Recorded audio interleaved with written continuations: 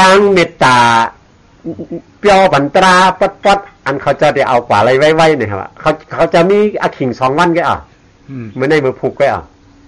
ง่ายครับไม่ยากหลวงพ่อบอกว่าง่ายๆฮะไม่ยากก็เข้าใจไม่เช่นจ่าชียังก็เข้าใจนั่นนะเพราะมาเข้าใจเช่นจ่าชียังมันเข้าใจท่านตั้งมุตตั้งเชียงพุทธาเจดีย์นะเช่นจ่าชียังเช่นจ่าชียังมารวมมันเป็นอนัตตาหลวงพ่อบอกว่าถ้าเข้าใจอริยสัจสี่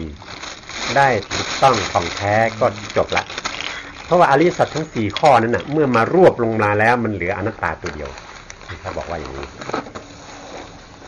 มันง่ายๆเท่านั้นเองไม่ได้ยากอะไรหลวงพ่อบอก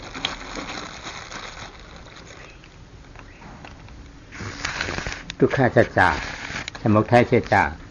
นิโรธสัจจะมรรคสัจจะนิเชจาเทียงมีทุกขสัจจะสมุทัยสัจจะนิโรธสัจจะและมรรคสัจจะ4อย่างอันนี้เป็นบาลีสัจจะเทียงทุกท่าขณะทุกคนเข้าใจอยู่ทุกคนนะงานมันไม่หมอหมายถึงหมอทำงานท่องเป็นรู้กันทุกคนแต่ไม่รู้ว่าความหมายและวิธีที่จะเอามาใช้มาปฏิบัติจริงๆนะทำยังไงทุกข้าเจจาระมีอะไรเนี่ยมีกายพระเจ้าวีอาโปติโจวาโยดินน้ำรวมไฟกายห้องรูปทุกขสัจจานี่มีกายหรือสภาวะรูปซึ่งประกอบขึ้นด้วยธาตุดินน้ำลมไฟ4ธาตุจิตตาวิญญาณใจรู้ติรูปดินน้ำรวมไฟเจ็บปวดหนาวร้อนอ่อนจางเกิดขึ้นมามันรู้ให้วิญญาณตัวจิตตาคือจิตตัวที่ไปรู้คือตัวมโนวิญญาณตัววิญญาณตัววิญญาณใจรับอันเจ็บปวดหนาวร้อนอ่อนจางในห้องเวทนาแล้วก็มีจิตตัวที่ไปรับรู้ความรู้สึกคือตัวเวทนาอันนี้เป็นมโนวิญญาณธาตุรูปวิญญาณเวทนา3อย่างร่วมกันเป็นทุกขสัจจะรูปวิญญาณเวทนา3ตัวนี้คือตัวทุกขสัจจะนอกจากไอ้ทุกขสัจจะเหมือนนี้แล้วครับมีรูปมีจิตมีเวทนา3ตัวทุกขสัจจะอันนี้มันรูปที่ไหนมารูปที่สมุทัยโลภะมานะทิฏฐิตัวทิฏฐินามนาอัตตาทิฏฐินามนาเกิดขึ้นมาความทุกข์อันนี้มันมาจากไหนมาจากสมุทัยเหตุทุกข์ตัวเหตุทุกข์เนี่ยคือตัวโลภะมานะทิฏฐิกิเลส3ตัวในหมวดตัณหานี่แหละมาร่วมกันทำงานแล้วจึงเกิดเป็นทุกข์นี้ขึ้นมาอันนั้นเป็นมรรคสัจจะสมาธิที่สมาสังกัปปะสมาสังกัปโปสมาธิที่เห็นอยู่รับเจ็บรับปวดเห็นอยู่ด้วยเจ็บด้วยปวดเห็นสภาวะอยู่อันเจ็บอันปวดอันนี้มันเป็นของมันเป็นอัตตาเนี่ยเป็นของเรามาเช่นกับป้าไม่ใช่ของเราอนัตตาแต่พอมาต่อชื่ออัตตาเอาอัตตาตัวไปไม่ใช่ของเราอัตตาตัวไปก็นั่นก็แทนที่อัตตาเนี่ยนิโรธเกิดขึ้นมา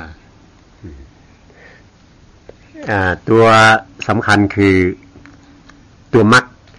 ในมรรคทั้ง8ตัวเนี่ยตัวสำคัญคือปัญญามรรค2ตัวสัมมาทิฏฐิกับสัมมาสังกัปปะตัวสัมมาทิฏฐินี่แปลว่าเห็นถูกต้องตามความเป็นจริงสัมมาทิฏฐินี้มาเห็นตัวจิตที่รู้ทุกข์และจิตที่รับทุกข์คือเวทนาถ้าเห็นตัวนามทำ2ตัวนี้แล้วเรียกว่ามีสัมมาทิฏฐิเห็นความจริง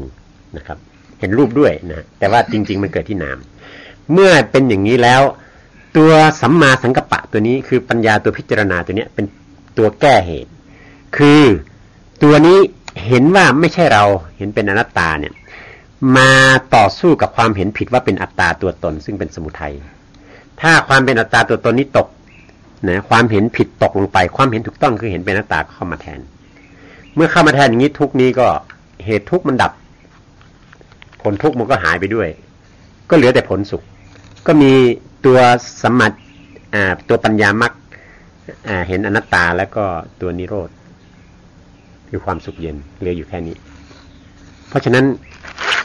งานของมันก็คือ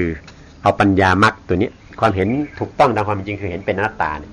มาต่อสู้กับความเห็นผิดนี่ดูในห้องกับอะไรฮะกับอัตตาตกไปขาดไปอัตตาไม่มีอ อัตตาวิชีจะไม่มีเป็นชั่วตาป่านแล้วในห้องนิโรธชั่วตาป่านอัตตาวิชาไม่มีเป็นชั่วกตากายแล้วในเป็นนิโรธชั่วกตากายอัตตาไม่มีมาหน้าไม่มีแล้วนี่นิโรธในห้องนิโรธอนาการอัตตาไม่มีมาหน้าไม่มีแล้วนี่ก็ในนิโรธในห้องนี้อรหัตถามากหาตัวห้องนิโรธที่ดิชานิโรธแล้วก็อรหัตถามากอรหัตถผลจุติอรหันตจุติเกิดขึ้นมาเนี่ยอันนี้ขันธาวิมุตติขันธานิโรธขันธาไม่มีเดียวคือจะอรหันต์ข้างไว้จะอรหันตาอย่างเดียวโอ้โหนี่สรุปสุดยอดเลยครับเพราะว่าตัวสมุทัยนี่มีนะครับพอสมุทัยนี่ดับไปนิโรธก็เกิดขึ้นคำว่านิโรธนี่คือความดับไปซึ่งอัตตานะทีนี้ความดับไปซึ่งอัตตานี่มันมีอยู่ตั้งหลายส่วนมีส่วนที่เป็นอัตตาหยาบคืออัตตาส่วนที่เป็นอัตตาละเอียดคือมานะเพราะฉะนั้นเมื่ออัตตาตัวหยาบดับไปก็เป็นโสดาบันนิโรธเป็นโสดาบันก่อนอัตตาดับอัตตาทิฏฐิวิชชาดับพอมรรคเกิดขึ้นครั้งที่สองเป็นสกิทาคามีนิโรธะคือกิเลสเหี่ยวแห้งไปพอขึ้นมรรคที่สามเป็นอนาคามีนิโรธะคืออัตตานี่ไม่มีอยู่แล้วและมานะและกิเลสอีก8ตัวอีก6ตัวนะฮะเมื่อแรกตายไป2ตัวอีก6ตัวเป็น8ตัวนี้ตายหมดนะมานะเหลือนิดเดียวเหลือครึ่งเดียวพอถึงอรหัตมรรคเกิดขึ้นมรรคที่4เกิดขึ้นมานะก็ไม่เหลือกิเลสทั้งหมดที่เหลือ2ตัวสุดท้ายนั้นก็ดับหมดสิ้นจากกิเลสทั้งปวงความเป็นอัตตามานะทั้งหมดนี้เกลี้ยงหมดก็เหลือนิโรธาที่สมบูรณ์เมื่อเหลือนิโรธาที่สมบูรณ์แล้วก็เป็นอรหันต์นะฮะเมื่อเป็นอรหันต์อย่างนั้นแล้วตัวขันธทุกนี้นะฮะก็จะเมื่อตอนกิเลสดับเย็นนี่เป็นกิเลสนิพพานแต่พอถึงเวลานั้นแล้วขันนี่อยู่ไม่ได้แล้วก็เป็นขันธนิพพานก็เหลือแต่อรหัตผลจิตดวงเดียวคงอยู่ในจักรวาลนี้เสวยพระนิพพานอยู่นี่คือการเข้าสู่ปรินิพพานนะครับเข้าใจนี่สุดยอดย่อเลยไม่เคยได้ยิน ถ้าเข้าใจตรงนี้ก็จบหมดแล้วครับรับตาดูนี่เนี่ยเอาสมาธิที่ดูที่เวทนาก็ดีรู้ที่วิญญาณก็ดีวิญญาณก็ดีที่สองตัวนี้รวมอยู่ที่เดียวกันเกิดรับอยู่ที่เดียวกันดูเห็นสภาวะเจ็บปวดหนาวร้อนอ่อนแข็งเกิดขึ้นมากเอาธรรมะแสงกัปปะในพิจารณามาอนัตตามันเป็นของเราอันเจ็บปวดหนาวแล้วมันเป็นของเราว่างอัตตาเจ็บปวดหนาวแล้วในอัตตาว่ามันเป็นของมันเป็นของเราเจ็บขึ้นมากขาเราเจ็บหูเราเจ็บมือเราเจ็บเอวเราเจ็บมันว่าอันนี้มันมาใจฟังเนี่ยฟังเจ็บปวดหนาวร้อนอ่อนแข็งอันไหนเกิดขึ้นมาอันนั้นตามเป็นของเราพิจารณาอย่างนี้ที่อย่างนี้มันเลยเกิดขึ้นมามันเลยโตไปก็เป็นนิโรธาตรงนี้คือตัวหลักปฏิบัติเลยตัวหลักปฏิบัตินั้นก็คือนั่งหลับตาปิดตาเนื้อเปิดตาใจเอาปัญญาสมาธิเข้ามาจับจ้องดูในกายในใจก็จะพบตัวจิตรู้เอาความเจ็บเป็นหลักก่อนจิตรู้ความเจ็บหรือจิตที่รับความเจ็บคือเวทนาจิตรู้เจ็บคือจิตตาจิตรับความเจ็บคือจิตที่เป็นเวทนาให้เห็นนามธรรม2ตัวนี้เมื่อเห็นนามธรรม2ตัวนี้ก็เป็นสัมมาทิฏฐิเห็นเมื่อเห็นแล้วความทุกข์เกิดขึ้นเนี่ยเพราะมันมีอัตตาเนี่ยไปบอกว่ามันเป็นขาเราเจ็บหัวเราเจ็บหลังเราเจ็บเอวเราเจ็บเนาะตัวอัตตาตัวนี้แหละเป็นตัวทำให้เกิดทุกข์ขึ้นมาถ้าไม่มีตัวนี้มันก็อยู่ของมันอย่างนั้นเพราะฉะนั้นเมื่ออัตตาตัวนี้เป็นตัวทำให้เกิดทุกข์สัมมาสังกัปปะตัวปัญญาพิจารณาปัญญาที่สังเกตเข้าไปจนเห็นความจริงว่ามีจิตที่เป็นกูเป็นเราเนี่ยดิ้นรนที่จะออกจากทุกข์อยู่ก็พิจารณาแล้วบอกมันว่าอนัตตามันไม่ใช่ของแกมันไม่ใช่ของเธอมันบังคับไม่ได้สิ่งเหล่านี้นะฮะมันไม่ใช่ของเราพิจารณาเห็นเป็นอนัตตาแล้วเมื่อมันยอมรับอนัตตาความเป็นอัตตานี้ตกลงก็ตัวนี้มันไล่อัตตานี้ตกลงไปแล้วก็ได้นิโรธขึ้น แล้วก็ในกรณีที่มันยังไม่ยอมรับถ้าในกรณีที่มันยังไม่ยอมรับเพราะว่า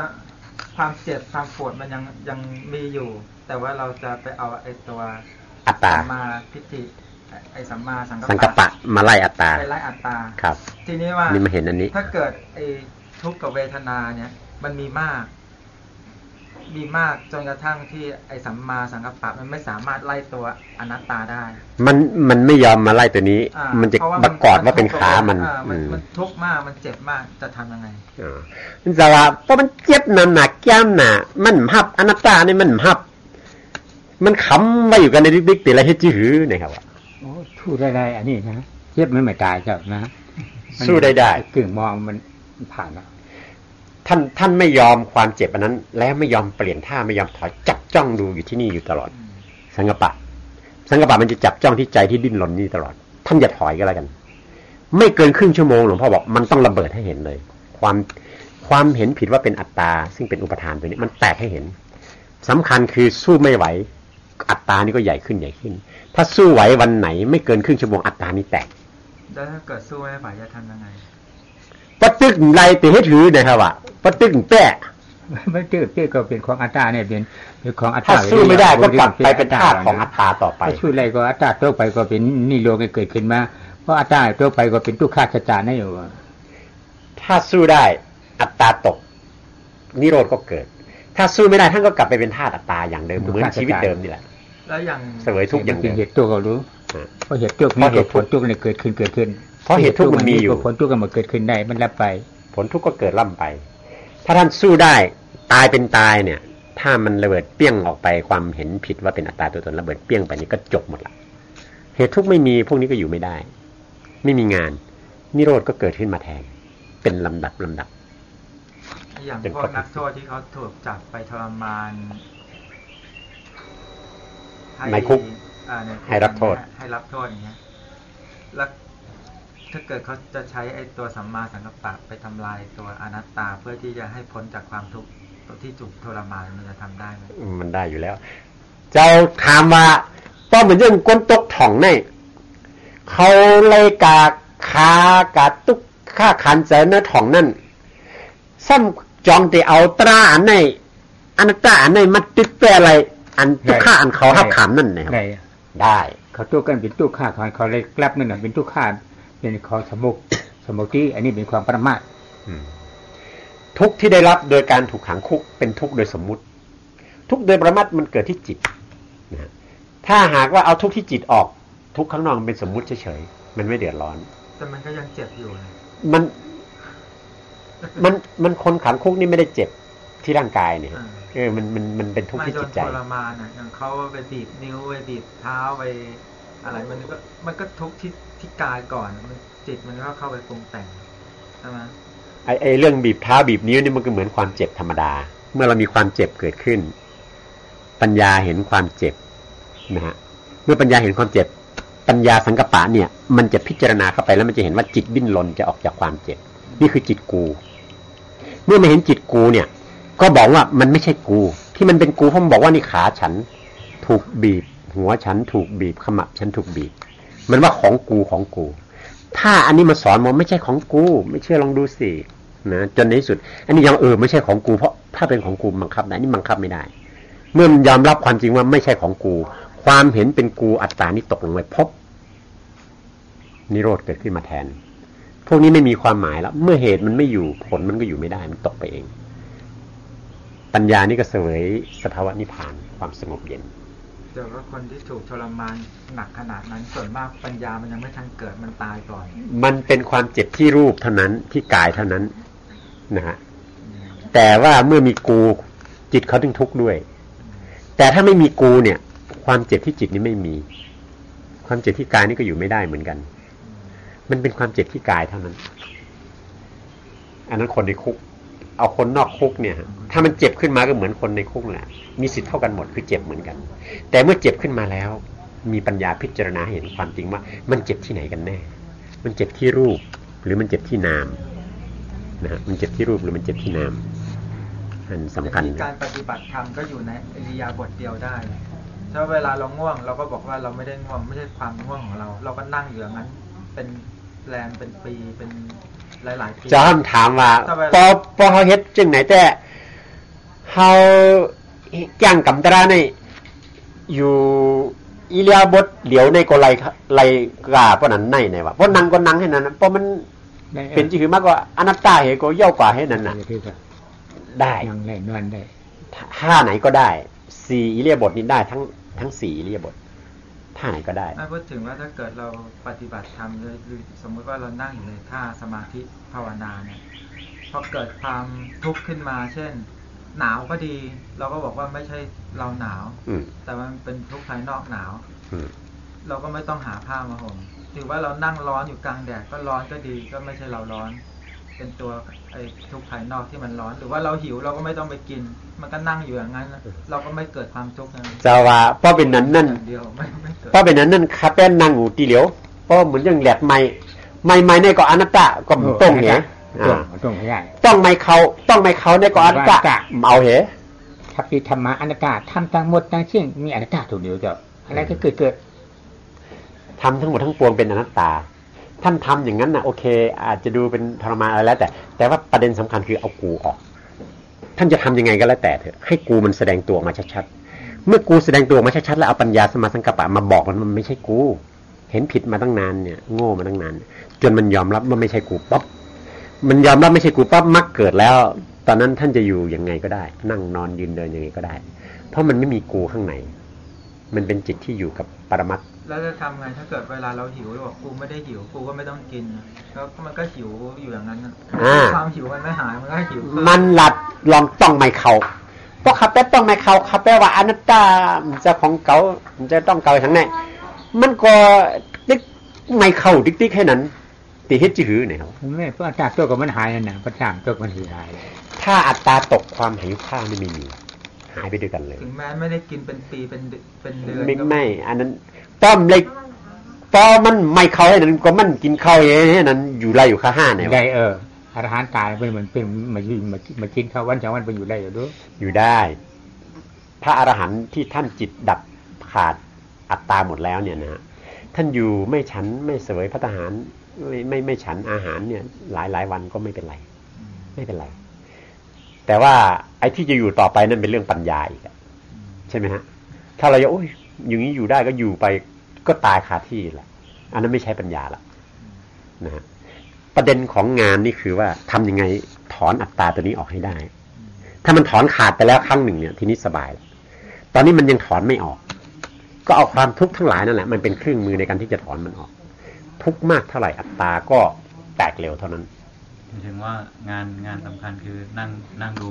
เวทนาที่มันเจ็บมันปวดเอาปัญญาแล้วก็เอาปัญญาตัวนี้ดูเข้าไปในกายในจิตสัมมากัมมันตะเป็นตัวสอนให้เห็นว่ามันเป็นอนัตตาครับเขานั่งดูแล้วมันก็จะเห็นใจรู้ใจเจ็บเราจะยึดว่าเป็นว่าเราเจ็บใช่ใจเนี่ยไอ้ตัวนี้มันจะบอกว่าเนี่ยขาเจ็บเราเจ็บเราปวดเราฟุ้งเราคิดไม่ต้องกำหนดสมาธิอะไรเลยไม่ต้องบริกรรมอะไรเลยเอาปัญญาพิจารณาสังเกตเข้าไปอย่างเดียวจนเห็นจิตที่มันรู้ความเจ็บแล้วจิตที่มันดิ้นรนทุกทรมานเพราะความเจ็บคือจิตที่เป็นเวทนา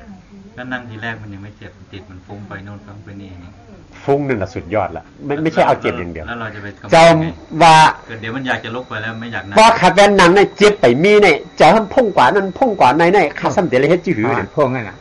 เอาฟุ้งเอาจิตฟุ้งพุ่งมันเป็นวิญญาณในเงาเป็นจิตในแหละฟุ้งก็เป็นจิตฟุ้งนะเป็นสภาวะทุกข์อันหนึ่งเป็นทุกข์ทางจิตโดยตรงเลยซ้ำดีเพราะไม่ต้องแปลละมันไม่เป็นรูปกับนามแล้วมันเป็นนามตัวเดียวเลยถ้าฟุ้งนี่มันเหลือเรื่องเกิดที่จิตอย่างเดียวฟุ้งก็ไม่ใช่ของเรา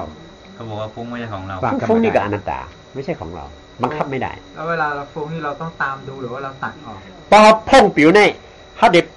จอมกวัดตัวมันหาแจ๊กตับเอาที่จะมโนวิญญาณเนี่ยเอาที่ใจรู้เนี่ยมันเกิดขึ้นมาอันนี้ไม่ตามแล้วก็ไม่ตัดพยาเมืองพันมันเกิดมากับที่ใจรู้เนี่ย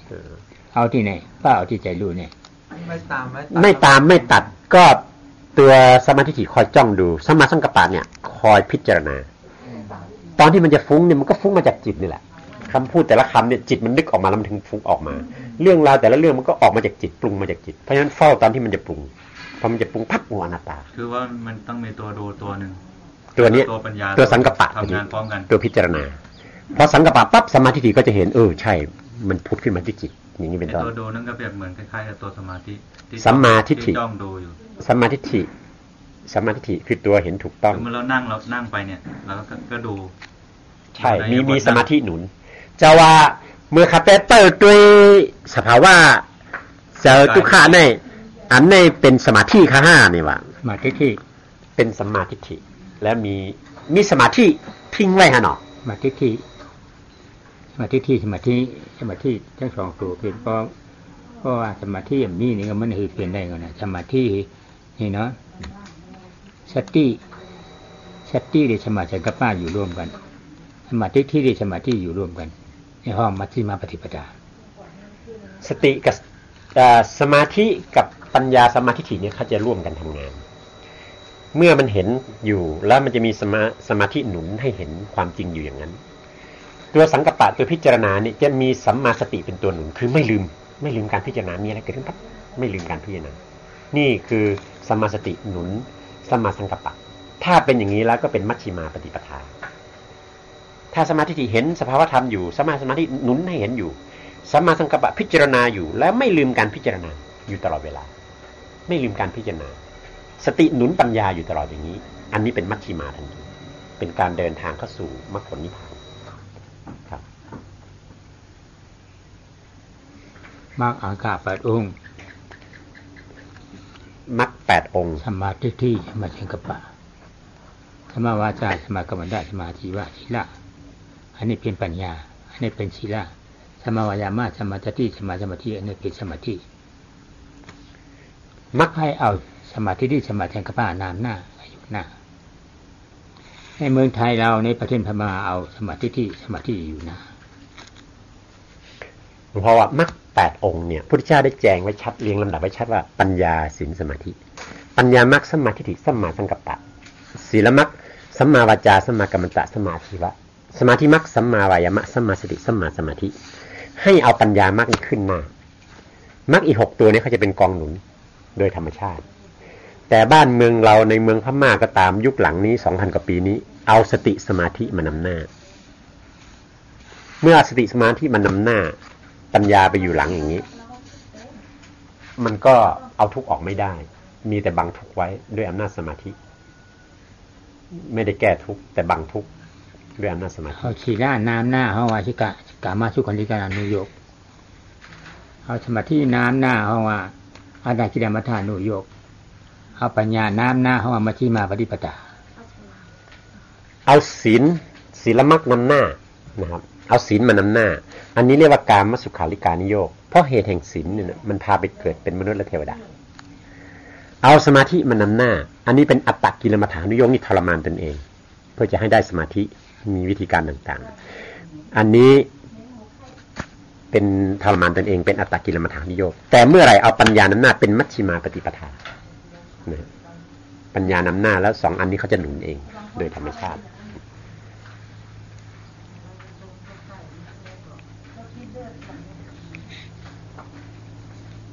พวกฤาษีในอินเดียพวกเปลือยกายนอนบนน้ำนั่งผิงไฟหน้าร้อนผิงไฟหน้าหนาวอาบน้ำอยู่ตามน้ำแข็งอยู่เลยทรมานทั้งนั้นเพื่อให้จิตแข็งจิตมีสมาธิจิตนิ่งนั่นคืออัตตกิลมัฏฐานุโยคพุทธะเจ้าในพุทธะเจ้าชีราไม่ใช่พุทธะเจ้าชีรานี่ก็ไม่ใช่พุทธะเจ้าสมาธินี่ก็ไม่ใช่พุทธะเจ้าปัญญานี่เป็นเจ้าพุทธะพระพุทธเจ้านี่ก็เหมือนกันตัวคำว่าพุทธะนี่เป็นปัญญาเป็นเจ้าแห่งปัญญาผู้ที่เป็นเจ้าแห่งศีลก็ไม่ใช่พุทธะผู้เป็นเจ้าแห่งสมาธิก็ไม่ใช่พุทธะแต่ผู้ใดเป็นเจ้าแห่งปัญญานั่นน่ะคือพุทธะใครก็ตามมีปัญญานำหน้าแล้วก็เป็นพุทธะหมดอันไหนเป็นของพุทธะเจ้าอันไหนเป็นของโลกพุทธะเจ้าเกิดขึ้นมาในโลกนี้ก่อนมีอยู่มาเกิดขึ้นมาก่อนมีอยู่อันนี้ก็เป็นของโลกพุทธะเจ้าเกิดขึ้นมาก่อนมีมาเกิดขึ้นมาก่อนมีอยู่อันนี้ความพุทธะเจ้าไม่เกิดกี่ขึ้นมาไม่มีปัญญามรรคนี่เป็นของพุทธเจ้าไม่มีพุทธเจ้าเกิดขึ้นไม่มีใครรู้เรื่องนี้ศีลมรรคนี่มีมาคู่กับโลกเป็นของโลกจริงๆเลยคนที่ปรารถนาความสุขในโลกเนี่ยอย่าเอาตัวนี้มาพึ่งปฏิบัติสมาธิมรรคนี่ก็มีไอ้สมาธิมรรคนี่คือมาคู่กับโลก ตั้งแต่เกิดโลกเรื่องสมาธิเรื่องทำใจสงบมีมาคู่กับโลกมีมาก่อนพระพุทธเจ้าอันนี้พระพุทธเจ้าไม่มีไม่เกิดปัญญาเห็นความจริงนี้ไม่เกิดพระพุทธเจ้ามีแล้วปัญญา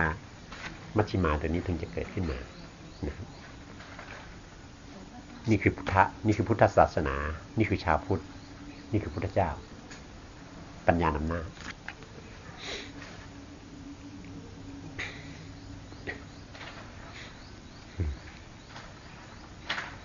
นี่แหละแล้วอย่างคนที่เขาไม่ได้สนใจเรื่องภาวนาเขาก็ไม่เกิดปัญญาอย่างเช่นพุทธศาสนาทุกวันนี้เป็นเน้นเรื่องการทำบุญถวายทานสร้างวัตถุพวกนี้แล้วปัญญามันจะเกิดได้หรือเปล่าพอคนอันใดมาเฮ็ดกรรมฐานวิปัสสนาสังในเอากาตาหน้าศีลาติ๊กๆให้นั่นปัญญาอันมันเดมาโหลายจังไหนในจ่องมันเด็ดปอเป็นไรเนี่ยเกิดได้ไม่เกิดเอาศีลาเกิดสมาธิเนี่ยไม่เกิดเอาสมาธิเกิดเด็ดศีลาก็เกิดสมาธิก็เกิดปัญญาไม่เกิดเอาปัญญาเนี่ยเกิดศีลาก็เกิดสมาธิก็เกิดศีลาเกิดนะฮะศีลาวิสุทธิจิตสมาธิเกิดนะฮะจิตาวิสุทธิอันนี้เขาว่าจิตทิฏฐิวิสุทธินี่เกิดในกสองวิสุทธิเกิดรวมทิฏฐิวิสุทธิถ้าเอาศีลมานำหน้าเอาศีลนำหน้าเนี่ยสมาธิก็อาจจะไม่เกิดก็ได้นะฮะถ้าเอาสมาธิมานำหน้าสมาธิเกิดเนี่ยศีลเกิดตามด้วยนะครับแต่ยังไม่บริสุทธิ์แต่เมื่อไหร่เอาปัญญามานำหน้าปั๊บศีลก็บริสุทธิ์สมาธิหรือจิตก็บริสุทธิ์ตัวนี้คือทิฏฐิวิสุทธิปัญญาวิสุทธิตัวนี้คือศีลวิสุทธิตัวนี้คือจิตตวิสุทธินะครับตัวนี้นำแล้วพวกนี้ถึงจะบริสุทธิ์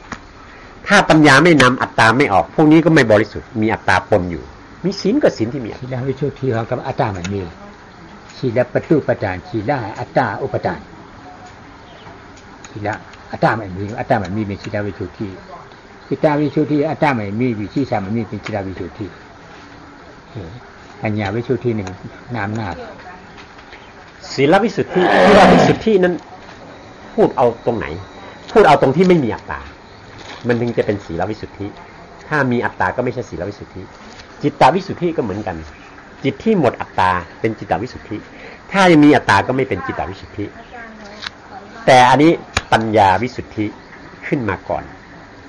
ทิฏฐิก็วิสุทธิขึ้นมาอัตตาตกทั้งหมดก็วิสุทธิตามหมดอันนี้คือประเด็นไม่อย่างที่ว่าปัญญาศีลสมาธิแต่สมมติว่าคนไม่มีศีลเนี่ยมาปฏิบัติได้ไหมคนมีศีลในจงได้มาเฮ็ดการกรรมฐานไรเนี่ยครับว่าคนมีศีลอีกแน่จงได้มาเฮ็ดการกรรมฐานไรเนี่ยกุลิมานจัดฆ่าคนตาย1,000มาโทษผู้ชายในสมาธิที่ได้เป็นศีลวิสุทธิท่านองค์กุลิมานฆ่าคนมาจะ1,000แล้วศีลข้อหนึ่งก็ยังไม่มีแต่พอปัญญาเห็นความจริงเท่านั้นตัวนี้บริสุทธิ์ขึ้นมาทันทีพวกนี้ก็บริสุทธิ์ตามหมด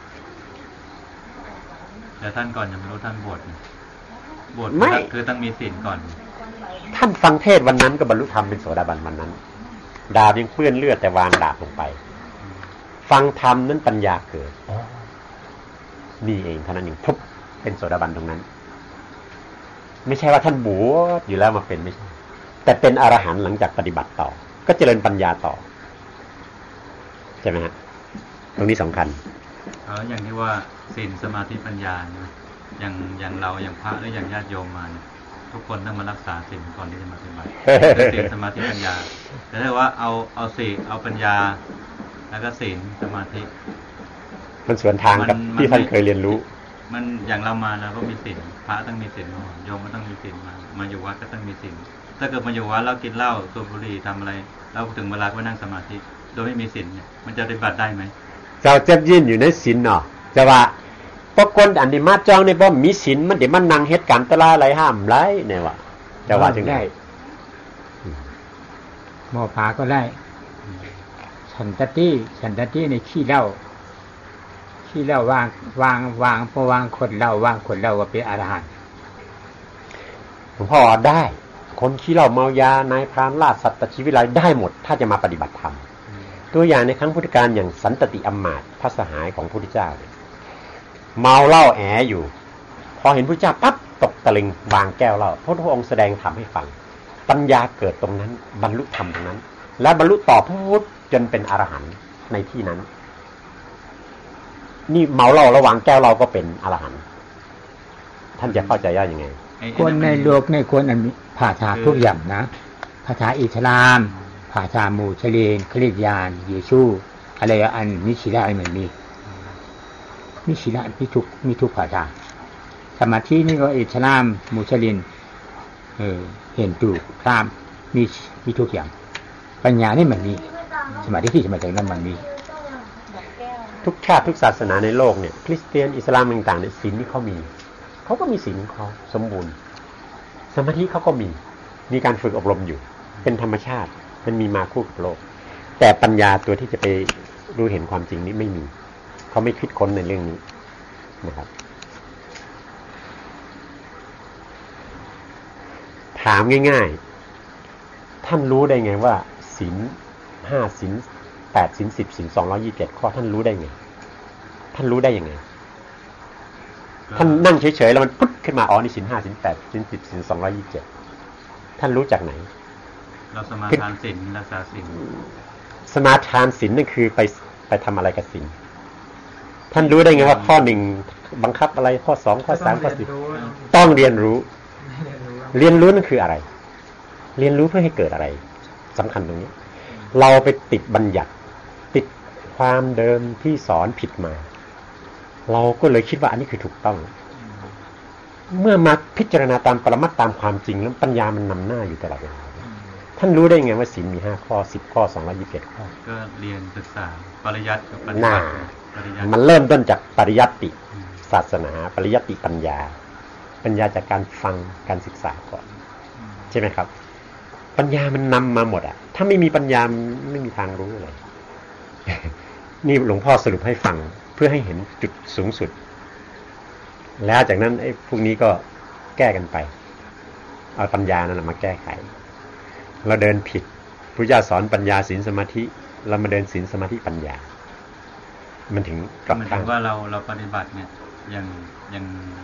ที่เรามาเข้าปฏิบัติเนี่ยเราก็ต้องมีการรักษาศีลมีการอยู่ในกรอบมีการอะไรถ้าเกิดเราไม่มีศีลเนี่ยคือมาอยู่กันปกติธรรมดาใครจะกินข้าวเย็นใครจะทำอะไรก็ได้ปกติคือไม่พูดถึงเรื่องศีลแล้วก็มาปฏิบัติเลยมันจะเกิดความวุ่นวายไหมมันเข้ามาแล้วมันก็จะต้องเกิดปัญญาแล้วว่าฉันจะมาปฏิบัติฉันจะต้องทำยังไงนี่เป็นเรื่องปัญญาเบื้องต้นถามง่ายๆว่าท่านมาเกิดเป็นมนุษย์อย่างนี้เนี่ยมีอวัยวะครบ32ประการเนี่ยเพราะเหตุอะไรมาก่อนท่านมีพวกนี้มาพร้อมอยู่แล้วเพียงแต่มาต่อยอดท่านเองถ้าท่านไม่มีศีลเราไม่พูดเรื่องศีลสมาธิปัญญาเราจะไม่พูดเน้นตรงนั้นเราเน้นตรงประเด็นสำคัญที่จะทำให้เหตุทุกข์มันดับถ้าเราพิจารณาจริงๆถ้าปัญญานำหน้าแล้วศีลสมาธิมันไปด้วยกันใช่ไหมครับคือไอ้มรรคองค์8เนี่ยมันพูดถึงเวลาที่เราปฏิบัติใช่ไหมเวลาเราปฏิบัติเนี่ยอย่างที่ว่าปัญญาศีลสมาธิมันเป็นแบบที่เราจะเข้าปฏิบัติแต่ว่าเวลาที่เราจะเริ่มในการที่จะปูพื้นฐานเนี่ยมันมาจากศีลสมาธิปัญญาใช่ไหมแต่ว่า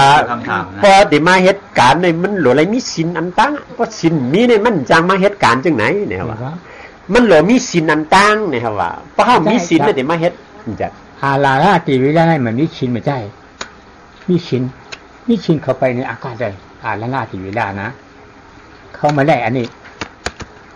ติวิรามีศีลมีสมาธิไปในอากาศได้เข้ามาได้ปัญญาเนี่ยนะ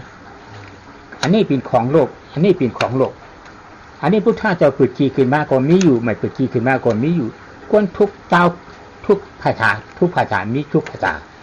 อันนี้คนทุกภาษามีทุกภาษาอันนี้ไม่ใช่พุทธะภาษาไม่มีครับผมบอกว่าถ้าท่านพูดถึงเรื่องศีลผู้ที่เยี่ยมในศีลอย่างท่านอาราระดาบทอุทกดาบทเยี่ยมทั้งศีลเยี่ยมทั้งสมาธิแต่ทำไมไม่ถึงมรรคผลนิพพานเพราะขาดตัวนี้ท่านขาดตัวนี้ถ้ามีตัวนี้แล้วเนี่ยมรรคผลนิพพานตัวนี้ไม่เกิดเนี่ยปฏิปัติกันแล้วปฏิปัติศีลวิสุทธิมันเปลี่ยนได้เป็นศีลปัตตุปทานครับอาราติวิราไปในอากาศเป็นศีลปัตตุปทาน อันนี้จิตตวิชุทธิมันอะไรอันนี้จิตตวิชุทธิเนี่ยมันมีสมาธิมันอะไรนิวรณะ6อย่างไม่เกิดอัตตามันมีอยู่อัตตามีอยู่จิตตวิชุทธิไม่ได้อันนี้มันขาอัตตาได้ที่อัตตาเกิดในกฎเป็นจิตตวิชุทธิเนี่ยเป็นจิตตวิชุทธิอัตตาไม่มีศีลาให้อัตตาอุปทานศีลปฏิปทานศีลาอัตตาอุปทานศีลของท่านอาราละอาราละบทอุทกดาบทเนี่ยเป็นศีลอันเลิศจนสามารถห่อเหินเดินอากาศได้นะครับมีสมาธิอันเลิศแต่ศีลนี้มันเป็นศีลพัตตุปาทานคือเป็นข้าพเจ้ารักษาศีลข้าพเจ้าเพ่งในศีลยึดอยู่ในศีลนะฮะนี่คือศีลพัตตุปาทานเพราะอะไรเพราะมันประกอบด้วยอัตตาสมาธิก็เช่นกันนะครับท่านได้ฌานอันวิเศษแล้วได้อะไรแล้วต่างๆท่านก็ไม่สามารถทำให้มันเป็นบริสุทธิ์ขึ้นมาได้เพราะมันมีอัตตาอยู่ในนั้นนะฮะแต่เมื่อได้ปัญญาขึ้นมาปัญญาตัวนี้มันเป็นตัวไปสู้สิ่งที่ทำให้จิตไม่บริสุทธิ์คืออัตตามันถอนอัตตาออกแล้วก็จึงบริสุทธิ์ปัญญาตัวนี้จึงได้บอกว่ามันเป็นประธานเป็นหลักนะครับเขาเลยศีลวิชุทธิเขาเลยของปัญญา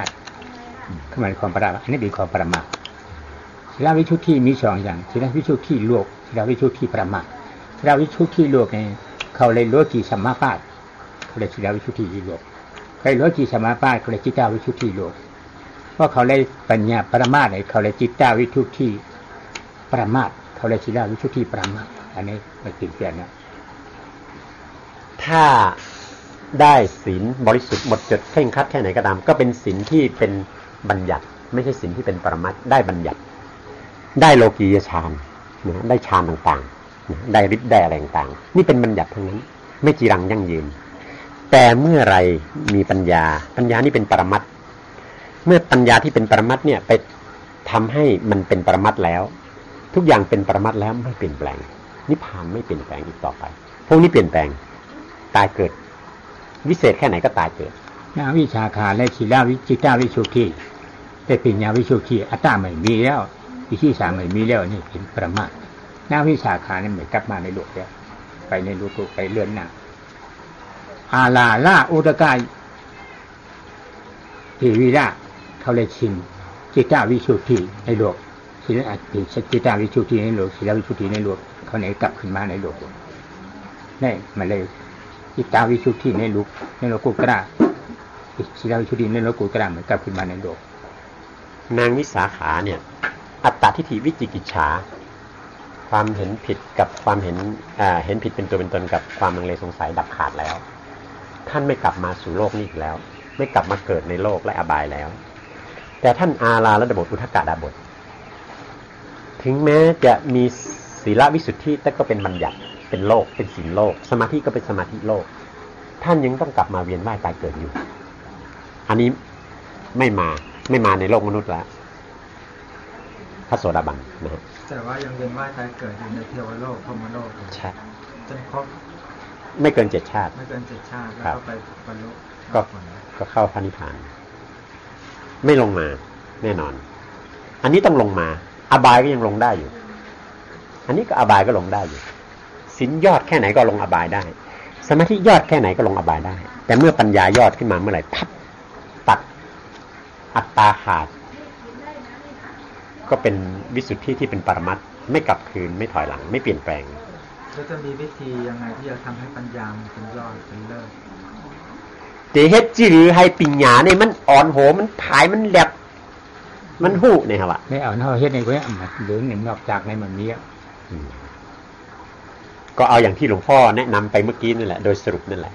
ก็เจริญปัญญาภาวนาวิปัสสนาดูอะไรดูตุกให้เห็นตุกเห็นตุกก็ภาวนาเลยวางอัตตาวางเห็นตุกที่2ตัวนี้วิปัสสนาภาวนาเขาต้องมาคู่กันตัววิปัสสนานี่คือเห็นทุกข์ปัญญาเห็นทุกข์ตัวภาวนาคือตัวปัญญาสัมมาสังกัปปะตัวพิจารณาเนี่ยเป็นผู้ไปวางเหตุทุกข์คืออัตตาแต่เห็นว่ามันไม่ใช่ตัวตนอัตตาก็ดับนี่คือวิปัสสนาภาวนาใ สมาธิที่นี่เป็นภาวนาที่สมาธิเป็นวิปัสสนาสมาสังกัปปะเป็นภาวนาสมาสตินี่เป็นสมาธิสมาสตินี่เป็นภาวนาสติสมาธินี่ห้องสมถะภาวนาสมาธิที่สมาสังกัปปะห้องวิปัสสนาภาวนาสัมมาทิฏฐินี่ตัวเห็นเหตุทุกข์นะคือตัววิปัสสนาสัมมาสังกัปปะนี่คือตัวภาวนาคือตัวพิจารณาเอาเหตุทุกข์ออกนะเมื่อมีสัมมาทิฏฐิสัมมาสังกัปปะทำงานอย่างนี้แล้วมันก็เอาเหตุทุกข์ออกเป็นผลแต่สมาธินี่เจริญสติเป็นเหตุแล้วก็ได้สมาธิเป็นผลอันนี้สมถะภาวนาสมาธิคือจิตสงบภาวนาก็คือสติถ้าเจริญสติก็ได้สมาธิเป็นผลนี่เป็นของโลกนี่เป็นของโลกุตระอันนั้นเป็นของโลกไปในโลกิยะหมุนเวียนอันนี้เป็นโลกุตระพ้นโลกอย่างสมมุติว่าเราเดินอยู่หรือเรานั่งอยู่เนี่ยถ้าเราไม่กำหนดอะไรเลยดูเฉยๆแต่ว่ามันมีอารมณ์ที่จิตของเรามีราคะโทสะเกิดราคะมากๆโทสะมากๆจนที่ไม่สามารถที่จะดูได้เราจะพิจารณาเพราะว่าเฮามีอันมาดอันจองเฮาไปอยู่เกาหลีนั่งอยู่เกาหลีจุกอยู่เกาหลีอยากกล้าป่อมากิเลสซ่าอีสังป่อมาในใจในเพราะเฮามีอันมาอันจองในมันจางแป้มันไหลในได้ใช่เจ้าหลวงพ่อทำมาตองอันนี้ทุ่งหลวงพ่อทำมา40 ปีที่สมาธิ40 ปีเจ้าเจี๊ยบหนอย่างหนอเลื่อนหมด40 ปีไม่ได้เลยน้ำมีดมาลายหลวงพ่อทำอันนี้หลวงพ่อทำ3 วันหลวงพ่อบอกไอ้ที่ท่านพูดนั่นนะฮะที่ใช้สติจะพุทโธกำกับหรือว่าจะพองหนอยุบหนอเจ็บหนอปวดหนอกำกับเนี่ยนะคือเจริญสติมันหลวงพ่อทำมาแล้ว40 กว่าปีอันนี้มันขาดกิเลสตายไม่ใช่หมายถึงว่าถ้าเรากำหนดเราไม่ได้กำหนดอะไรเลยอย่างเช่นเราเดินจงกรมนั่งสมาธิอยู่แต่ว่าไออารมณ์ราคะโทสะมันเกิดขึ้นมาในจิตจนจิตเราหวั่นไหวไม่สามารถที่จะเอาไอตัวสัมมาทิฏฐิไปดูได้หมายถึงว่าเราไม่ได้กำหนดพุทโธพุทอะไรเราเดินปริกรรมคากรมเอาเนี่ยแบบพุทโธกรมเอานอคากรมเอาก็ได้เพราะคาอยู่ให้ไหนได้ใจอยากกล้ามันป่อมาเนี่ยว่าใจอยากกล้าป่อมาเนี่ยคามใจอันที่เอาหยานมายักตัวในมันป่อเกิดมันอยากกล้าอะไรผิดจิตนี่นะนะรูปจิตเวทนาจิตเวทนา2 ตัวนี่แหละก็จิตเกิดก็เวทนาเกิดแล้วราคะเกิดมาอนัตตาหมายว่าครับเนี่ยวางเข้ามาได้อนัตตาเฉพาะหมายเป็นของเราวางเข้ามาได้ด้วยสมบัติสังกัปปะเกิดวางอัตตาหรือเพราะท่านไม่เคยฝึกทำงานจริงๆเมื่อราคะเกิดมีราคะเกิดจิตไปรู้เวทนาเกิดทุกข์เพราะราคะถ้าปัญญามันตั้งอยู่ปัญญามันก็จะเห็นทั้งหมดนี้แล้วสังกัปปะก็บอกว่าอนัตตานี่ท่านทำงานทันทีทำงานที่ราคะ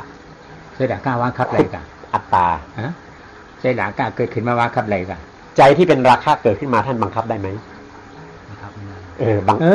คับอะไรก็เป็นอนัตตาเนี่ยบังคับไม่ได้ก็มันเป็นอนัตตาให้เข้าใจอนัตตานี่บังคับไม่ได้ก็พอวางคับได้เป็นอัตตาพอวางคับมาได้เป็นอนัตตาได้กำไรทันทีพอใจราคะเกิดราคานี้บังคับไม่ได้อนัตตาแปลงวิกฤตเป็นโอกาสเอาประโยชน์จากมันทันทีเลยราคาเกิดราคานี้อนัตตาได้อนัตตาโทสะเกิดโทสะนี่อนัตตาได้อนัตตาอนัตตาเนี่ยมันเป็นเหตุเอาอัตตาเกิดแต่ถ้าเราพิจารณาเป็นอนัตตาแล้วมันยังไม่เป็นอนัตตาอยู่มันคือว่าสมาธิมันไม่แก่กล้าที่จะพิจารณาดวงปัญญายังไม่เกิดเพราะข่าววนจิหือว่าเป็นอนัตตาติ๊กๆก็มันย่อมเป็นอนัตตาในขัดเลยเฮ็ดจิหือที่ได้เป็นอนัตตานั่นน่ะนะพุทธะต้องเป็นมันมาหลอกอะไรนะพุทธะเนี่ยอภิชุนาถ้าไม่หลอกพี่มาหลอกคนมันหลอกพี่ว่ามนุษย์ท่านไม่ต้องกลัวยังไงมันต้องปลงอนัตตาพระพุทธเจ้าไม่หลอกแน่ไม่งั้นพระพุทธเจ้าไม่บอกว่าสัพเพธัมมาอนัตตาพระพุทธเจ้าไม่หลอกเมื่อพระพุทธเจ้าไม่หลอกอย่างนั้นขอให้ท่านเจริญให้ถึงที่สุดเท่านั้นเองท่านจะได้ถึงอนัตตาเมื่อกี้ลืมไปหลวงพ่อว่าท่านทำอย่างที่ท่านว่าเนี่ยจะเจริญบริกรรมไม่บริกรรมก็ตามแต่ใช้สติเนี่ย40 กว่าปีผลคือได้นิมิตได้จิตนิ่งแต่ทำไม่เกิดแต่พอมาเจริญปัญญา62 ชั่วโมง3 วันทุกอย่างก็สรุปจบหมดนะครับ คือใช้ตัวอัตตาเข้าไปล้างอย่างเดียวใช้ปัญญาอัตตาใช้ปัญญาอนัตตาอนัตตาหมดแต่ไม่ใช่ท่องว่าอนัตตานะฮะเข้าใจถึงความเป็นอนัตตาอย่างเงี้ยหลวงพ่อถามว่าใจราคะเกิดเนี่ยท่านบังคับให้มันหายได้ไหมมันก็บังคับไม่ได้เมื่อบังคับไม่ได้มันแสดงอะไรให้ท่านเห็นแสดงราคะมันแสดงอะไรให้ท่านเห็นแต่มันก็จะเกิดมากขึ้นไม่เป็นไรมันแสดงเราไม่สนใจมันจะเกิดมากเกิดน้อยไม่สนใจแต่รู้ว่าอ๋อราคะนี่ก็อนัตตาปัญญาตัวนี้ต้องเกิดเมื่อมันเกิดมากขึ้นแล้วราคะก็จางความเจ็บนี่อนัตตาเมื่อเกิดมากขึ้นความเจ็บก็จางคือปกติอาตมาถ้าราคะเกิดจะเอาสุภามากำหนดแล้วราคามันจะเบาท่านหลบทุกข์ท่านไม่สู้หน้าทุกข์ท่านไม่สู้หน้าความจริงจะว่าปอดคาอยากกล้าป่อมาได้คาเอาอสุภะมากำเดียวเนี่ยครับมาแห่ไว้เนี่ยครับไม่ได้เอาอสุภะมาสู้ไม่ลงมันเลยแต่แกงกล้ามันเหมือนที่คำพนามาได้มันได้ประทังค่าประหารคือบังไว้บังราคาไว้แต่ไม่ขุดออกแต่แกงกล้าวิคำพนาทองอย่างอะไรไม่ขุดออกสมุทิท่ามาได้สมุทัยเฉดประหารไม่เกิดแต่ถ้าปัญญาล้วงเข้าไปพิจารณาสิมันถอนอัตตาออกเรื่อยๆราคาก็บานไปเรื่อยๆในที่สุดถ้ามรรคเกิดพวกนี่มันก็ขาดไปด้วยกันอันหนึ่งเป็นงานที่รู้แล้วอันหนึ่งงานไม่รู้แล้วท่านเอาตทังคะคือเอาอสุภะมาบังหมดกำลังอสุภะท่านก็ลุกขึ้นอย่างเก่าเพราะใจกูที่ปรารถนามันยังมีแต่ท่านเอาราคะที่เกิดนั่นน่ะมาพลิกกลับเลยโอ้ราคะนี่ก็อนัตตานั่นท่านเอามันถอนมันเลยแล้วถ้าเกิดเราจะเน้นอยู่ที่เราจะมุ่งเน้นอยู่ที่ปัญญาสัมมาทิฏฐิกับสัมมาสังกัปปะและไอ้ตัวสัมมาแต่สมาธิมรรคและศีลมรรคจะเอาไว้ทำอะไรก็เขาเมาเอากับปัญญาเนี่ยศีลมรรคและสมาธิมรรคเนี่ยไม่ได้กว่าอยู่กันเหรอมันหลวเอาเนี่ยรู้มันอยู่ทั้งหลังมันอยู่มาอยู่หน้าเขาหนุนโดยธรรมชาติอยู่ตลอดแล้วไม่ต้องห่วงสมาธิที่นี่สมาธิที่เห็นอยู่ตั้งมันอยู่ในสมาธิที่จะรานาดูไม่ลืมเนี่ยเป็นสมาธิเขาทำงานหนุนกันเองอยู่โดยธรรมชาติของคู่นี้เขามีที่มาปฏิปทาเมื่อถ้าเห็นอยู่ทุกสมาธิที่สมาธิชัดจะมาสมาธิที่สมาธิมาอยู่ข้างเขาก็เป็นอาจารย์กิเลสอาจารย์โนโยมาอยู่กับอันนี้เป็นมีที่มาปฏิปทาสติจะนาไม่ลืมเห็นตั้งมันอยู่ตัวสัมมาทิฏฐิความเห็นธรรมตามความเป็นจริงเห็นเจ็บเห็นปวดเห็นฟุ้งเห็นราคะต่างๆอะไรเนี่ยเป็นสัมมาทิฏฐิสมาธิหนุนให้เห็นอยู่นี่เขาทำงานเองอยู่โดยธรรมชาติสัมมาสติเนี่ย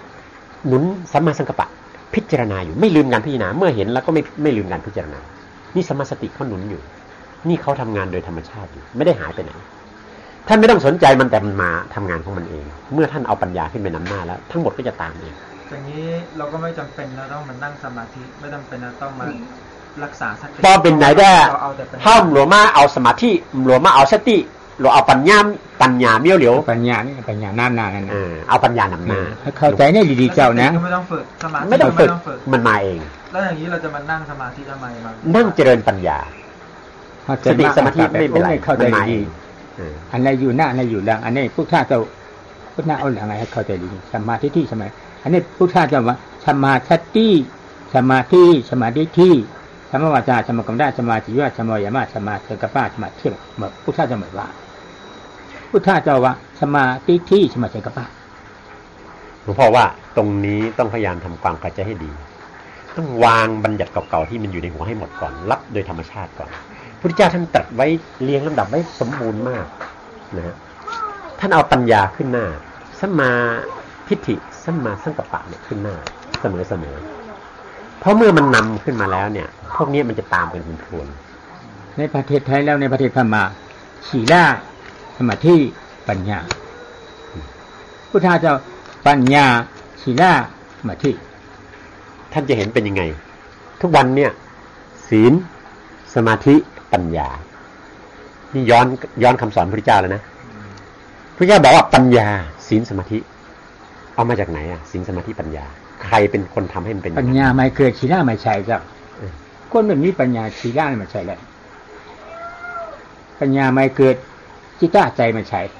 แต่มันเป็นที่แล้ว ปัญญาเกิดก็จิตตวิชุทธิเกิดปัญญาเกิดศีลวิชุทธิเกิดปัญญาไม่เกิดจิตตวิชุทธิศีลวิชุทธิเนี่ยไม่เกิดได้ปัญญาไม่เกิดศีลไม่ใสปัญญาไม่เกิดจิตก็ไม่นิ่งเพราะมันไม่รู้วิธีนะครับแต่ปัญญาเกิดเมื่อไหร่ทั้งหมดปัญญาของปัญญานะวิชอโมเชปัญญาไม่มีปัญญาปฏิยัติแบบนี้เขาก็ศีลก็ไม่มีไม่บริสุทธิ์ที่เลยนะเขามันมีปฏิยัติปัญญาอันนี้ก็มันเป็นไปเหมือนพวกอีกอมูเซอร์ชาวบ้านชาวเมืองที่ไม่เคยศึกษาเรื่องศีลไม่รู้นั่นไม่แต่ว่าก็ไม่มีศีลแต่ว่าพระเจ้าสอนตามลำดับถูกต้องไม่ถึงว่าอย่างพระเจ้าสอนคฤหัสถ์เนี่ยท่านก็บอกทานศีลสมาธิแต่ว่าพระเจ้าสอนพระศีลสมาธิปัญญาคือท่านไม่ได้สอนว่าไอ้นี้คือแต่ท่านสอนใช้ไอ้ตรงนี้ใช้กับตรงนี้ไอ้ระดับนี้ใช้กับบุคคลคนนี้แต่พอมาขึ้นมรรคองค์8เนี่ยคือใช้ในการที่จะมุ่งสู่มรรคผลเจ้าว่าพระเป็นเจ้าในฮอในศีลสมาธิปัญญานะครับอันสอนในอันลายก้นเฮิรนก้นอยู่เฮิรนอยู่เยครหัสจะไหนเอาศีลอ่อนโหเอาสมาธิอ่อนโหเนี่ยครับอันไหนเป็นการศีลานะชีดีน่ะกามาชุกติกัจจติเอาศีลาน้ำหน้าไปที่ใดไปมนุษย์หรือว่ากามาสุกติกัจจติกามาจิตภูมิเอาปัญญาน้ำหน้าปัญญายะรูปัมอรูปัมกัจจติเอาปัญญานั้นน่ะไปสมาธิรูปะสมาธิสมาธิน้ำหน้าไปรูปะปัญญายะนิพพานังกัจจติเอาปัญญานั้นน่ะไปนิพพานไปฐานซ้ายในไปอะไรก็แล้วนี่นะคนจับคำสอนนั่นน่ะเอามาสอนตามความเห็นตัวเองพระพุทธเจ้าท่านตรัสไว้ชัดเจนเป็นบาลีท่านบอกว่าศีละศีละนะฮะศีเลนะนะกามสุขติงกัสสติถ้าเอาศีลนำหน้าเธอย่อมจะไปถึงกามสุขคือในโลกและเทวดาสมาธิยาปณะนะรูปังอารูปังกัสสติถ้าเธอเอาสมาธินำหน้าเธอจะได้เสวยสุขในรูปประพรหมและอรูปประพรหมนะปัญญายาปณะปัญญายาปณะนะนิพพานังกัสสติถ้าเธอเอาปัญญานำหน้าแล้วเธอย่อมถึงนิพพานนี่เป็นคำสอนที่พระพุทธเจ้าแจงไว้เป็นทางเลือก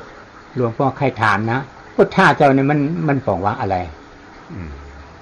หลวงพ่อว่าหลวงพ่ออยากจะถามว่าพุทธเจ้าเนี่ยหมายความว่ายังไงคำว่าพุทธเจ้าเนี่ยหมายความว่าอย่างไรก็คือผู้รู้ผู้ตื่นผู้เบิกบานพุทธะคือผู้รู้กนหู้กนตื่นกนสกิเนี่ยครับว่าพุทธะเนี่ยรู้หมอรู้อะไรเนี่ยรู้ตุขาจาหมออะไรหมอว่างสมุทัยจารู้หมอพุทธะตัวนี้ความหมายว่ารู้และทำเป็นรู้อะไรรู้ทุกขสัจจะทำเป็นอะไรทำเป็นในการวางเหตุทุกข์นี่คือตัวพุทธะไม่หมายเฉพาะพระพุทธเจ้าพระองค์เดียวใครก็ตามรู้ทุกข์ปัญญาแล้วก็รู้วิธีวางเหตุทุกข์พุทธะในปัญญาเป็นตัวเดียวกันพุทธะในญาณเป็นตัวเดียวกันพุทธะในวิชาเป็นตัวเดียวพุทธะญาณปัญญาวิชาอันเดียวกันนะฮะคือตัวปัญญาล้วนๆสมาธิที่พุทธะเป็นตัวเดียวกันก็ดับเหมือนอวิชชาปัญญาเกิดแสงสว่างเกิดความมืดก็ดับสมาธิที่พุทธะตัวเดียวกันสัมมาทิฏฐาติปุชติติสัมมาสัมพุทโธสัมมาทิฏฐาติปุชติติสัมมาสัมพุทโธสัมมาถูกต้องแม่นถ้าใหญ่ว่าแม่นเนี่ยถูกต้องทิฏฐาที่รับตาที่เห็นมาแต่ตาเห็นอนัตตาถ้าปีธรรมะอนัตตาทำทั้งหมดได้เช่นมีอนัตตาอย่างเดียวรับตาเห็นมาแต่ตาธรรมะทิฏฐาติปุชติที่พูดว่ารับตาเห็นธรรมะแต่ตาแล้วก็ทำทั้งหมดได้เช่นเกิดขึ้นมาสัมมาทิฏฐาติสัมมาทิฏฐาติพุทธสติติพุทโธเมื่อมีความเห็นนะมาที่เป็นถูกต้องเมื่อมีความเห็นถูกต้องก็ย่อมเกิดความเป็นพุทธะผู้รู้ผู้ตื่นผู้เบิกบานขึ้นมาสำคัญที่ความเห็นถูกต้องคือเห็นอนัตตา ถ้ายังเห็นเป็นอัตตาเป็นกูก็ไม่ใช่เนาะพุทธะเนี่ยเจ้าศีลก็หมายว่าเนาะเจ้าสมาธินี่ก็หมายว่าเนาะเจ้าปัญญาพุทธะที่ว่านี้เจ้าแห่งศีลก็ไม่ใช่เจ้าแห่งสมาธิก็ไม่ใช่เจ้าแห่งปัญญานี่คือความหมายของพุทธะแล้วเมื่อกี้ที่ว่าอะไรพุทธะหมายถึงว่าผู้รู้แล้วก็รู้แล้วทำเป็นรู้แล้วทำเป็นพุทธะแปลว่ารู้แล้วทำเป็นทีนี้เนี่ยอยากรู้ว่าสัตว์เดรัจฉานหมาแมวสามารถมีพุทธะได้ไหมเจออันเป็นติละฉานหมาแมวจะไหนเขาจำดีเป็นพุทธะอะไรเนี่ยครับมันเป็นแบบว่าอะไรนะพุทธะจะเป็นม้าหรือพุทธะจะเป็นลิงว่ะเป็นวัวว่ะเป็นควายว่ะเป็นม้าว่ะเป็นม้าหรือเป็นไก่ว่ะเป็นกวางว่ะเดรัจฉานทั้งหลายก็มีสิทธิ์แต่ไม่มีสิทธิ์ในขณะที่เป็นเดรัจฉานเขามีสิทธิ์ที่พัฒนาตัวเองจนมาอยู่ในสภาวะที่สามารถจะเจริญปัญญาได้เขาก็เข้าถึงพุทธะได้เราทุกคนน่ะไม่เป็นเดรัจฉานมาไม่มีทุกคนเป็นมาหมดทุกคนเนี่ยได้ผ่านชีวิตในอบายเป็นเดรัจฉานมาหมดแล้วแต่ว่าขณะที่เขาอยู่ในภพของเดรัจฉานเขาจะไม่มีความเป็นพุทธะไม่มีทางท่านจะเอาปัญญาที่ไหนเมื่อเขาเป็นมาเป็นแมวเนี่ยเขาจะเป็นพุทธะเนี่ยจงได้เป็นไรเนี่ยครับว่าเขามาเป็นได้มันจะไปเป็นได้ไงมันไม่มีปัญญาไม่มีปัญญาตัวที่มาตัดสินดีชั่วท่านจะเอาอะไรข้างคาวที่มันฟังเสียงพระสวดมนต์อยู่ในถ้ำทำไมมันตกลงมาจากกำแพงแล้วมันก็ไปถ้ามันไม่มีปัญญามันไปเกิดเป็นเทวดามันว่ามีหุ่นข้าวนักธรรมสังขารหันหลอดกรรมฐานเนี่ยมันทำเนี่ยมันเอาหยัดตกตายกับเป็นผีอยู่นะเมืองผีเนี่ยครับว่ามันเป็นเนี่ยเป็นศีลาเนี่ยไปดูเป็นผลแห่งศีลไม่ใช่ผลแห่งปัญญาก็ไปเกิดเป็นเทวดาเพราะความเป็นเทวดาและมนุษย์มันผลแห่งศีลความเป็นอรหันต์เป็นอริยะนี่เป็นผลแห่งปัญญาความไปเป็นพรหมทั้งหลายนี่เป็นผลแห่งสมาธิท่านจะเอาผลอะไรล่ะท่านก็เจริญเหตุนั้นเท่านั้นเองแล้วก็ถามตัวเองว่าตอนนี้ฉันเจริญเหตุอะไรท่านก็จะได้รับผลอันนั้นมันเป็นเหตุและผลเป็นธรรมะสาวันนาถ้าเป็นธรรมะสาวันนาปริกามโอกาห้าปฏิภาการนั้นมีฌานยังไม่ได้เพราะโอกาปฏิกามโอกาห้าปฏิภาการนั้นมีฌานยังไม่ได้เพราะมันมาเปลี่ยนได้ก็เลยเปลี่ยนผีมันอยู่ในบุญญกิริยาวัตถุ10อย่างตอนนั้นธรรมสวนะฟังธรรมการฟังธรรมนี่เป็นเหตุที่ไปสู่ความเป็นมนุษย์และเทวดาเพราะว่ามันไม่เกิดนิมิตไม่เกิดบริกรรมนิมิตอุคานิปฏิภาคานิมิตอันจะเป็นเหตุไปเป็นพรหมเพราะฉะนั้นเมื่อเขาสมถธรรมสวนะอยู่เจริญกุศลอันนี้อยู่ตายก็มนุษย์หรือเทวดาไม่มีใครเกิดครับเพราะเขาทำเหตุมนุษย์และเทวดาอยู่เป็นเหตุและเป็นผลอยู่ในนั้นครับ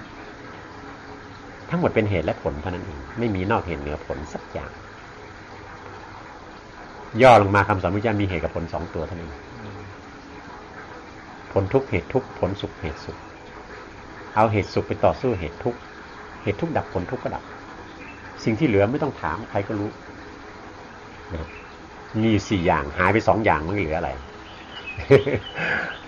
อันนี้คือคำสอนของพระพุทธเจ้าแท้ๆอะไรไม่เข้าใจเจ้าท่านยังไม่เข้าใจอีกไหมให้ถามหลวงพ่อครับไม่ถามไม่รู้ไม่ถามไม่รู้ไม่ดูไม่แจ้งถ้าใหญ่ว่าพอพ่ายสร้างจานในแต่ไรมาจิหือต้องจิหือเนี่ยครับว่าสติไม่เอาพิจารณาเวลาเดินไม่ต้องกำหนดเราไม่เอาสติเรามาเพื่อมาเจริญปัญญาย่างรูปอันให้ย่างน้ำอันย่างรูปพิจารณาโอ้อันนี้ต่างมาเป็นของเราอันให้ย่างก็ไม่ใช่ของเรา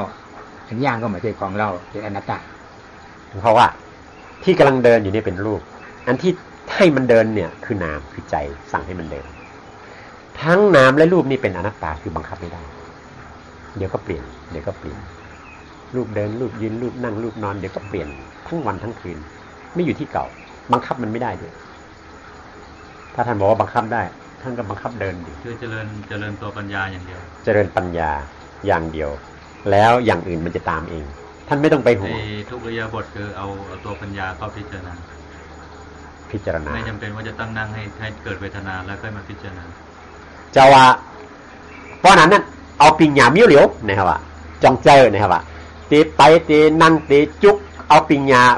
วนเขาเนอเมียวเหลียวเนี่ยครับเนี่ยวันนี้เดี๋ยวสมาธิสมาธิว่าฟังอันไว้ใช่เอาปัญญา2ตัวเท่านั้นน่ะสมาธิเห็นทุกสิ่งทุกอย่างที่เกิดและสัมมาสังกัปปะพิจารณาทุกสิ่งที่อย่างที่เกิดว่ามันเป็นอนัตตาไม่ใช่ว่ามันเป็นอ่ะพิจารณาจนเห็นความจริงว่ามันอนัตตาคือบังคับไม่ได้เท่านั้นน่ะวิปัสสนามีแค่นี้ไม่ต้องกำหนดไม่ต้องบริกรรมทุกอิริยาบถทุกสถานที่ทุกเครื่องแบบด้วยต้องนั่งให้นานๆนี่นั่งให้นานๆอันเฮานั่งให้หึงๆในจ่องจำเป็นนะครับอันเฮาโหลนั่งตราให้หึงๆในจ่องมันติจำเป็นนะครับนั่นครับเพราะหันลูกท่านนามท่านปรมาสภาพเปลี่ยนเกิดเจ็บเจียนช่วงตรวจนิทานนั่งเมาเกิดขึ้นมาประเด็นที่นั่งกันมานั่นนะเพราะว่าเจ็บเจียนช่วงตรวจนิทานอะไรเกิดขึ้นมาเนี่ยมันใจวิปัสสนาดูวิปัสสนามันเป็นการงานดูตุกเห็นทุกก็วางเหตุตุกภาวนาในวางเหตุตุกท่านจะนั่งยังไงก็แล้วแต่คือทำยังไงก็แล้วแต่ให้เจ็บปวดเต้นปลอดเหล็กสั้นเย็นร้อนอันแข็งฟุ้งซ่านอะไรต่างๆเนี่ยมันได้เกิดเพราะมันเป็นทุกข์เมื่อทุกข์เกิดแล้วท่านจะได้พิจารณามันเมื่อท่านเห็นมันแล้วท่านจะได้พิจารณามันพิจารณาเพื่ออะไรเพื่อวางเหตุแห่งทุกข์เหล่านั้นงานของวิปัสสนาคือการดูทุกข์เพื่อจะพิจารณาค้นหาเอาเหตุทุกข์ออกเพราะฉะนั้นถ้าท่านไม่ดูทุกข์ไม่สนใจทุกข์ท่านก็ไม่สามารถจะเอาเหตุทุกข์ออกได้นั้นท่านจะนั่งนานไม่นานนี่อยู่ที่ปัญญาของท่านแต่ท่านรู้อยู่แล้วโดยสามัญว่าถ้านั่งนานก็ทุกข์ก็ชัดเมื่อทุกข์ชัดเราก็จะได้พิจารณาทุกข์เมื่อเราพิจารณาทุกข์เราก็จะเห็นเหตุทุกข์ถอนเหตุทุกข์ออกเมื่อถอนได้ที่มันก็นั่งแท่นมันไม่ถอยกลับไปนี้เราก็ถ้าเกิดเราต้องการเห็นทุกข์เราก็ไม่จำเป็นต้องนั่งนานก็ได้เพราะว่าชีวิตของคนเราเวลามันสัมพันธ์กับสังคมภายนอกมันก็มีเห็นทุกข์ทั้งนั้นนะใช่ไหมเห็นคนจนมานั่งขอทานมันก็เป็นทุกข์เวลาอากาศมันเปลี่ยนแปลงเราก็เป็นทุกข์เวลารถติดอยู่ในรถมันหงุดหงิดก็เป็นทุกข์มันก็ไม่จำเป็นจะต้องมานั่งสมาธิจะว่าป้อไปไหนได้มันโหลนั่งให้มันทุกข้าปอเมียวเหลียวเขาอยู่จังไหนก็ทุกข้านั้นดึงเมาเสียทุกข้าปอมาเลยไม่ใช่อยู่ให้อยู่นั่นเนี่ยถูกต้องเมื่อทุกเกิดขึ้นเมื่อไหร่ก็เกิดเอาทันทีเมื่อนั้นแหละชีนาที่ปัจจติที่วิปัสนาที่ชีน่ะเอาอารมณ์ตาผีตากวนตาเจ็บปวดหนาวร้อนอ่อนเพลียนี่การต่างๆมาเห็นนะปัญญาเอาตาปัญญาเห็นปัจจติตาปัญญาเห็นวิปัสสนาที่วิปัสสนาอันเอาตาปัญญาเห็นอยู่เจ็บปวดหนาวร้อนอ่อนแข็งนั่นเพราะวิปัสสนาภาวนามาบ่หันเจ็บปวดหนาวร้อนอ่อนแข็งว่าโอ้อันข้ามมีของเราเนี่ยเป็นภาวนาพระพุทธเจ้าตรัสไว้ว่าวิเศษนาติเอเตนาติวิปัสสนาการได้เห็นสภาวะซึ่งตาเนื้อเครื่องมือวิเศษอันใดก็ไม่สามารถมองเห็นได้แต่ตาปัญญาเนี่ยสามารถมองเห็นได้คือภาวะเจ็บปวดเต้นปลอดเหน็บสั้นทุกสบายทั้งหลายเหล่านี้เนี่ยตาปัญญามันเห็นนี่คือสมาธิ จากนั้นภาวนาก็คือตัวสัมมาสังกัปปะพิจารณาว่าไอ้สิ่งที่เห็นนั่นน่ะมันเป็นอนัตตามันบังคับไม่ได้มันไม่ใช่ของเรามันไม่มีแก่นสารนี่แหละคือวิปัสสนาภาวนานี่คือการปฏิบัติวิธีปฏิบัติกรอบของการปฏิบัติอยู่รวมอยู่ในนี้ทั้งหมดอย่างคนที่เขาไม่มีพื้นฐานในการปฏิบัติมาก่อนเนี่ยแล้วเขาสนใจเกิดอยากจะปฏิบัติเราควรจะแนะนำให้เขาปฏิบัติโดยเริ่มต้นที่สมถะหรือวิปัสสนาโดยตรงเลยหรือว่าจะแนะนำให้เขามาทำบุญก่อนนะถวายทานก่อนนะหรือว่ายังไงจะใครถามว่าก้นอันผู้สังสีอิดไรเกี่ยงกำตรามาเหตุปอกเหตุฮอดเดแต่ปันเขาในเดแต่ศีลห้าเดแต่สมาธิห้าเดแต่ปัญญาในกำเหลือให้ปัญญาเลยหลวงพ่อบอกให้ปัญญาเลยซ้ำง่ายวิปัสสนาปัญญาให้ปัญญาเลยเขาเกิดอ่ะเพราะปัญญาให้มาเกิดศีลได้มาเกิดเมื่อมาเกิดอย่างนั้นถ้าปัญญาเกิดศีลก็เกิดไม่ต้องมานั่งสมาธิไม่ต้องให้ปัญญาไปก่อนแล้วเดี๋ยวมันเป็นสมาธิเป็นศีลขึ้นมาเองให้ปัญญาไปก่อนให้เขารู้จักพิจารณาอ๋ออันนี้ทำอย่างนี้เบียดอยู่ว่ะเพื่อทำอย่างนี้ไม่เบียดนี่มันเป็นปัญญาพิจารณาเนี่ยสิ่งข้อหนึ่งมันก็ดีเองนี่ลักนี่ว่ะนี่โกหกนี่ว่ะอะไรปัญญาพิจารณาเกิดแล้วมันเป็นศีลโดยธรรมชาติถ้าไม่มีปัญญาสิไปท่องศีลแล้วก็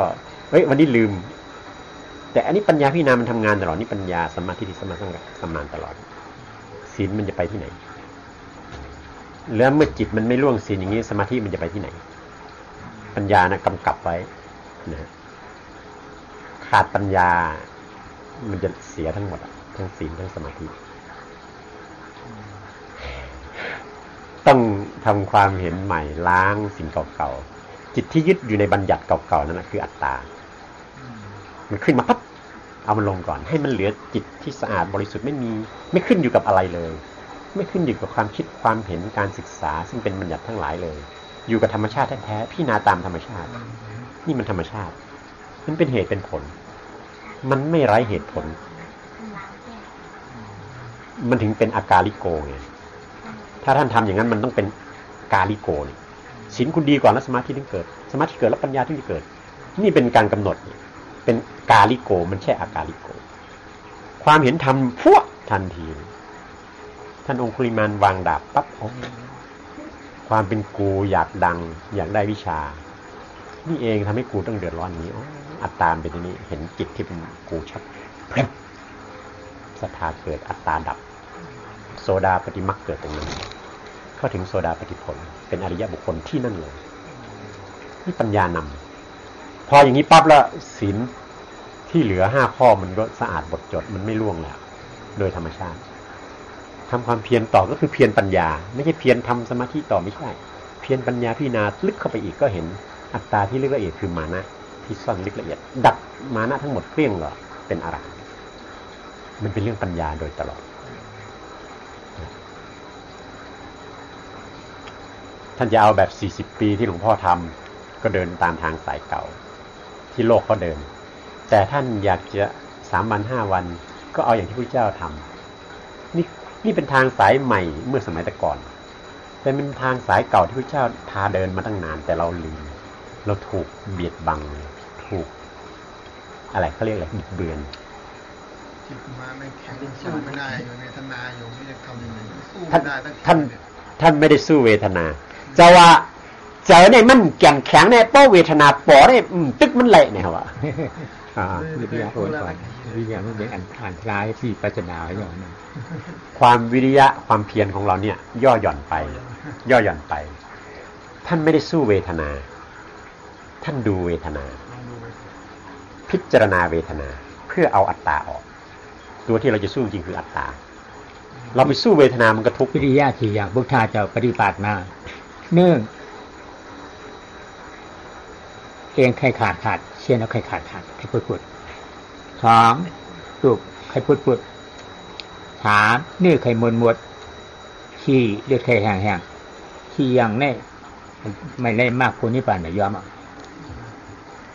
ความเพียรของพระพุทธเจ้านั้นเป็นเอกขนาดไหนเอ็นจะขาดหมดกระดูกจะหักปนเลือดในกายจะแห้งเนื้อจะหมดสิ้นไปทั้งตัวไม่ละความเพียรไม่ถอยความเพียรถ้ายังไม่สามารถทำมรรคผลนิพพานให้แจ้งเด็ดเดียวอย่างนี้พระพุทธเจ้าเด็ดเดียวอย่างนี้พระบรมครูมันก็ตั้งอย่างนั้นเลยครับแต่พอเอาจริงๆมันเกิดจริงๆมันสู้ไม่ได้ท่านสู้ไม่ถูกที่มันจะทำยังไงเจ้าเอานมที่เขาโว้ดิ๊กค่ะกับติ๊กผลติ๊กเจี๊ยบอ่ะมันติ๊กเห็ดเจี๊ยบอ่ะเจี๊ยบมันติ๊กเจี๊ยบเชื่อมเป็นตุกนะตัวกันเป็นผลอันนี้จังตุกขัง2 ตัวนี่เป็นตุกขาจาอันนี้จังตุกขัง2 ตัวนี่อัตตาไม่มีขาก็ไม่มีเอาอัตตาออกได้อัตตาไม่มีขาอันนี้จังก็เป็นตุกขังก็ไม่มีอนิจจังทุกขังนี่เป็นทุกขสัจจะที่มันเปลี่ยนแปลงแล้วเราไปบังคับอะไรมันอยู่เนี่ยมันก็เป็นทุกข์อยู่ตลอดเวลาที่มันมีทุกข์อยู่งั้นเพราะมีอัตตาอยู่อนิจจังทุกขังที่มีถ้าไม่มีอัตตาแล้วอนิจจังทุกขังก็ไม่มีทุกอย่างดับเย็นหมดเวลาเวทนาเกิดแรงๆเนี่ยเราจะเอาจิตดูที่ให้รู้จิตดูที่เวทนานี้ต่อเวทนาย้ำหนาแห้งหนาเนี่ยเขาเด็ดด้วยดีใจฮะด้วยดีเวทนาด้วยดีเวทนาด้วยใจเหมือนกันนะเวทนากับจิตตัวเดียวกันนะแต่ความเจ็บที่ร่างกายนี่เป็นรูปต้องแจ้งให้ถูกใจเป็นนามบินนามเหมือนกันนะดูที่นามที่รูปไม่เอานามเป็นจิตเชื่อคือญาณจิตที่รู้เจ็บเป็นจิตแต่จิตที่เสวยความเจ็บเป็นเจตสิกเป็นเวทนาเจตสิกเนาะให้ปัญญาเนี่ยจับที่เวทนาเจตสิกให้ปัญญามีเวทนาพิจารณาที่เวทนาจะเร็วถ้าไม่มีเวทนาก็เอาที่จิตรู้ลองเก็บหนออะไรไม่ใช่อันนั้นเป็นบริกรรมละไม่ใช่พิจารณา นี่คือหน้ามากถามเนี่ยที่นี่หัวเจ็บเนนเนี่ยลบกับเวทนามาตั้งนานแล้วก็ได้เวทนานั่นแหละพาขึ้นไปเรื่อยๆเนนตัวเล็กๆแต่ข้างในไม่เล็กนะฮะลองสนทนาธรรมดูสิข้างในไม่เล็กหรอกเล็กแต่ตัวแต่รูปข้างในไม่เล็กปรามาส 4 อย่างเป็นอะไรเจ้าปรามาส 4 อย่างปรมัตถ์ 4เนี่ยเป็นอะไรหลวงพ่อถามปรมัตถธรรม 4 อย่างเนี่ยเป็นอะไรบ้างท่านรู้ไหม1จิต2จิตชิต3รูป4นิพพานอันนี้เรียกว่าปรมัตถ์ 4 อย่างปรมัตถธรรมทั้ง4จิตเจตสิกรูปนิพพานจิตใจอย่า11ใจก็10อย่างเช่นก็ว่าใจก็10อย่างเช่นจิตจิตชิ52รูปชาเปียดร่วมกันทั้งหมดประมาณ3อย่างให้เสียงกระดาษธาตุประมาณเป็นเพียงเดียวจิตมี89ดวง90ขาดเป็น1เจตสิก52รูปมี28อันนี้เป็นสังคตธาตุธาตุที่สามารถจะปรุงร่วมกันได้นิพพานเป็นอสังคตธาตุประมาณนิพพานนี่เป็นอสังคตธาตุปรมัตถธรรมทั้ง4เนี่ยแยกเป็นสังคตธาตุกับอสังคตธาตุปรุงแต่งกับไม่ปรุงแต่งจิตชิรูปนี่เป็นอนัตตาแล้วนี่ก็นิพพานนี่ก็เกิดแล้วที่จิตชิเนี่ยเห็นว่าไม่ใช่เป็นมูเป็นความเป็นคุณก็อัตตาก็เกิดถ้าเห็นว่าจิตเจตสิกรูป3อย่างเนี่ยเป็นอนัตตานิพพานก็เกิดถ้าเห็นว่าเป็นวัวเป็นควายเป็นคนเป็นสัตว์เป็นสิ่งนั้นสิ่งนี้อยู่ก็คือเห็นเป็นอัตตาจิตเจตสิกรูปนี่คือรูปกับนามใช่แล้วก็นี่รูปนี่นามให้มันเป็นธาตุให้เป็นอนัตตาให้เห็นความจริงว่ามันเป็นอนัตตาบังคับไม่ได้นิพพานก็เกิดครับแต่ให้เอาที่นามรูปนี่เป็นผลที่นามนี่เป็นเหตุแต่ทุกมันเกิดที่รูปทุกเกิดที่รูปท่านต้องถามตัวเองดีๆแล้วถ้าท่านพิจารณาทุกเกิดที่รูปหรือเกิดที่นามลองถามตัวเองกันขามันพูดได้ไหมว่าฉันเจ็บขามันรู้สึกหรือใครรู้สึกกันแน่ตรงเนี้ยคือวิปัสสนาละเนี่ยท่านเริ่มพิจารณาแล้วพิจารณาดีๆสิใครเจ็บกันแน่ขาเจ็บหรือใจเจ็บกูเจ็บหรือขาเจ็บถ้าลองพิจารณาวันนี้ท่านนั่ง2 วันก็รู้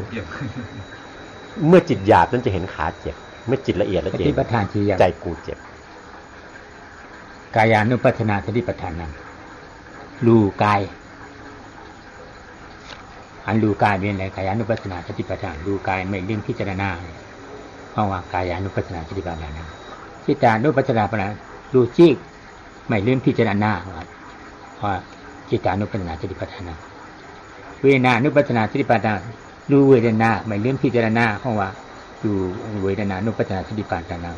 ถามอย่างได้เขียนว่าอนัตตาแล้วก็ธรรมานุปัสสนาเกิดสปีธรรมาอนัตตา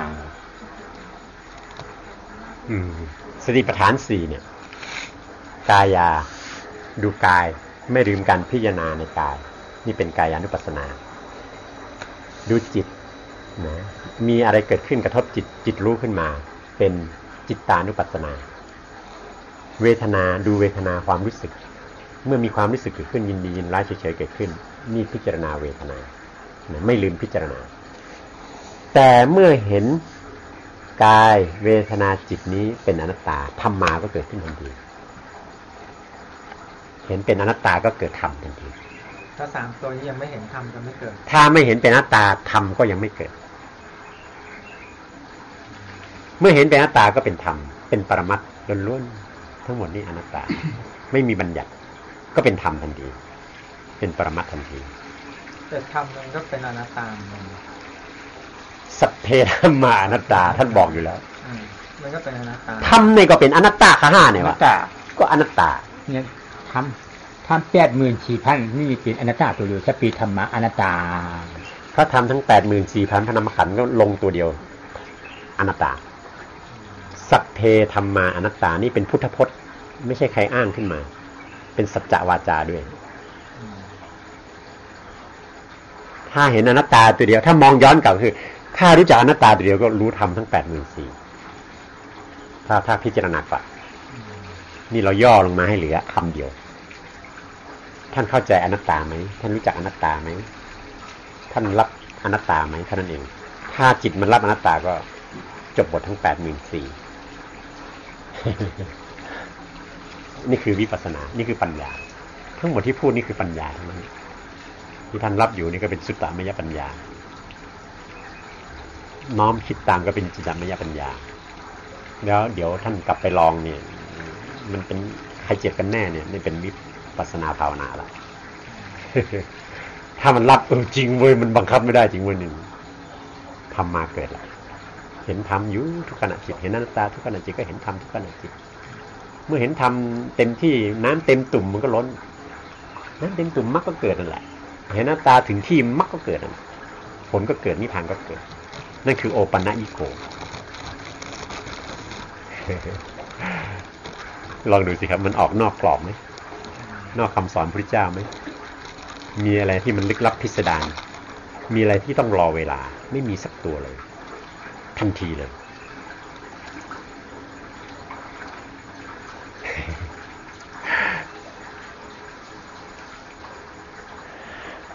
มันเราสร้างเหตุสมถะมานานตอนนี้เสวยวิบากเสวยผลมันผุดในจิตตลอดแหละท่านไม่ต้องกลัว 3-5 วันบางคนใช้เวลาเป็นเดือนๆถึงจะล้างพวกนี้ทิ้งหมดจนเป็นอิสระไม่มีอะไรไม่มีบัญญัติในหัวแล้วมันถึงจะเห็นปรมัตถ์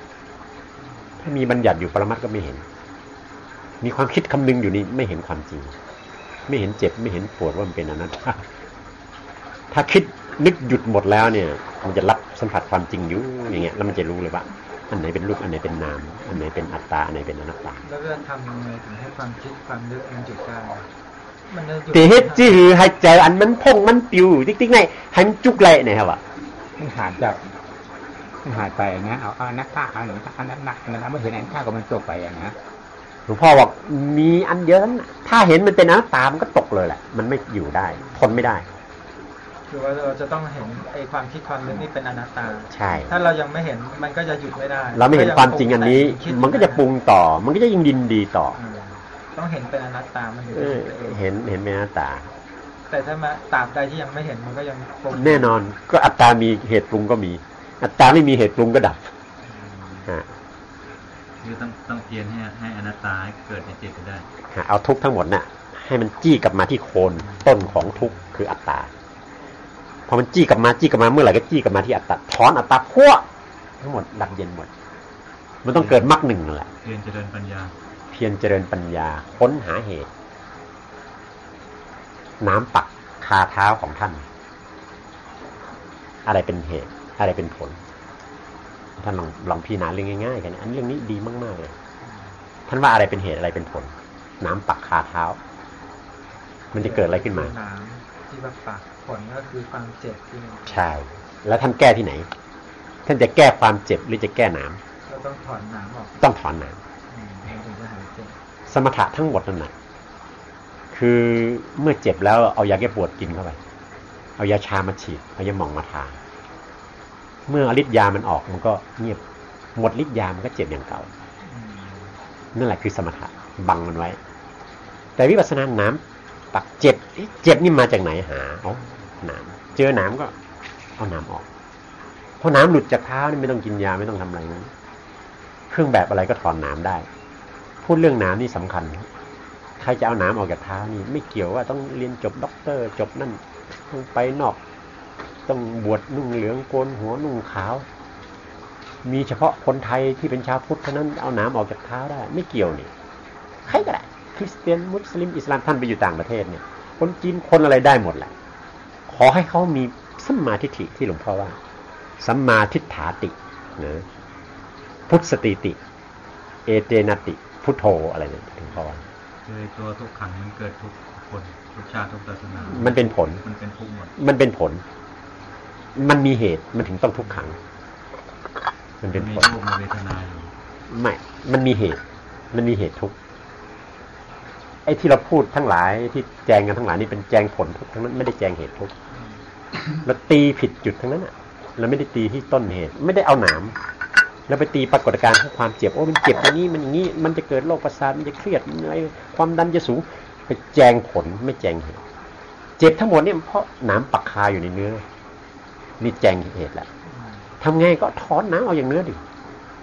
อัตตาเนี่ยเหมือนหนามถอนหนามออกไม่ต้องอะไรสักอย่างความถอนหนามก็ไม่เลือกกาลเทศะไม่เลือกท่าทางด้วยถ้ามาถึงตรงนี้ท่านตีแตกแล้วอากาลิโกจริงๆไม่เกี่ยวอะไรสักอย่างมีแต่ปัญญาที่มันทันเห็นความจริงเกิดสมาธิเต็มร้อยขึ้นมาก็เหลือแต่ภาคปฏิบัติทฤษฎีนี่จบสุดยอดหลวงพ่อสรุปคราวนี้สุดยอดเลยเนี่ยจบหมดเลยครับถ้าเข้าใจนะฮะถ้าน้อมพิจารณาถ้าวิมังสาท่านวิมังสาและธรรมวิจัยมันจะเกิดและศรัทธาวิริยะมันจะเกิด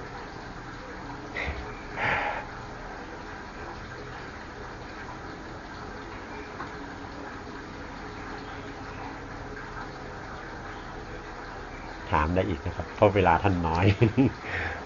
โอกาสนี้อากาศนี้ไม่มืดยุงก็ยังไม่มาแต่ถ้าพอเข้าใจนะครับเหลือแต่ภาพปฏิบัติที่เหลือแต่ถอนของเก่าทิ้งก่อนเราจะทำยังไงให้เข้าถึงอนัตตาครับต้องทำแก้วใจของท่านให้สะอาดก่อนต้องเททิ้งให้หมดก่อนมันถึงจะรับอันใหม่เข้าไปได้ถ้ายังมีอยู่ครึ่งแก้วแล้วเอาใหม่ใส่นะโอ้รสชาติมันดูไม่ได้ไม่รู้ว่าเป็นรสอะไรรสสมถะหรือรสวิปัสสนารสปัญญาหรือรสสมาธิหรือรสศีลเททิ้งให้หมดไม่มีอะไรสักอย่างแล้วอันนี้ใส่เข้าไปแล้วท่านจะได้ชิมรสแห่งธรรมมันแท้จริงมันสุดจะหอมหวานไม่มีอะไรเท่าธรรมรสสังชินาติที่ว่านี่ท่านจะสัมผัสจริงๆแต่ถ้าท่านเอาอะไรมาผสมมันไม่ใช่ธรรมรสสังมันเป็นอะไร มันเป็นอะไรก็ไม่รู้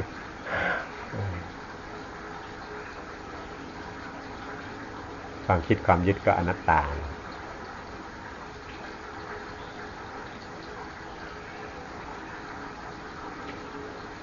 ดิจมขนอเจ้าดีกว่าอยู่เมืองนอกต่างวันต่างเมืองวัตราจึงไหนจับตัวจับคิงออกกว่าเนี่ยจมหนักเพราะว่าน่าชื่นชมที่ท่านทั้งสามจะไปต่างบ้านต่างเมืองถ้าได้ธรรมะอันบริสุทธิ์ถูกต้องที่พระพุทธเจ้าสอนไว้เนี่ยออกไปด้วยเนี่ยมันจะไปจุดแสงสว่างให้กับโลกได้เยอะนะครับแต่ว่าขั้นตอนในการพิจารณามัน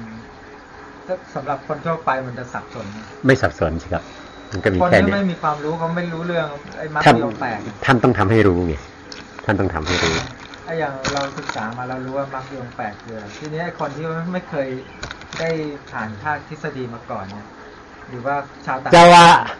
ตกก้นต่างตีต่างตั้งเลยสอนลองตึกสมุทัยนิโรธมรรคลองสัจจะสีป้าลองสังในเห็นนั้นได้เผยโจติปันเขาเลยหู้ในมันหยาบนะเขาอ่ะหยาบเปล่านี่เนี่ยไม่ยากถ้าเอาอันนี้หลวงพ่อบอกมันง่ายจะตายไปง่ายจะตายไปง่ายก็แล้วเนี่ยลองดูท่านชี้แจงได้อย่างนี้วิญญาณเวทนาชามตัวนั้นเป็นตุก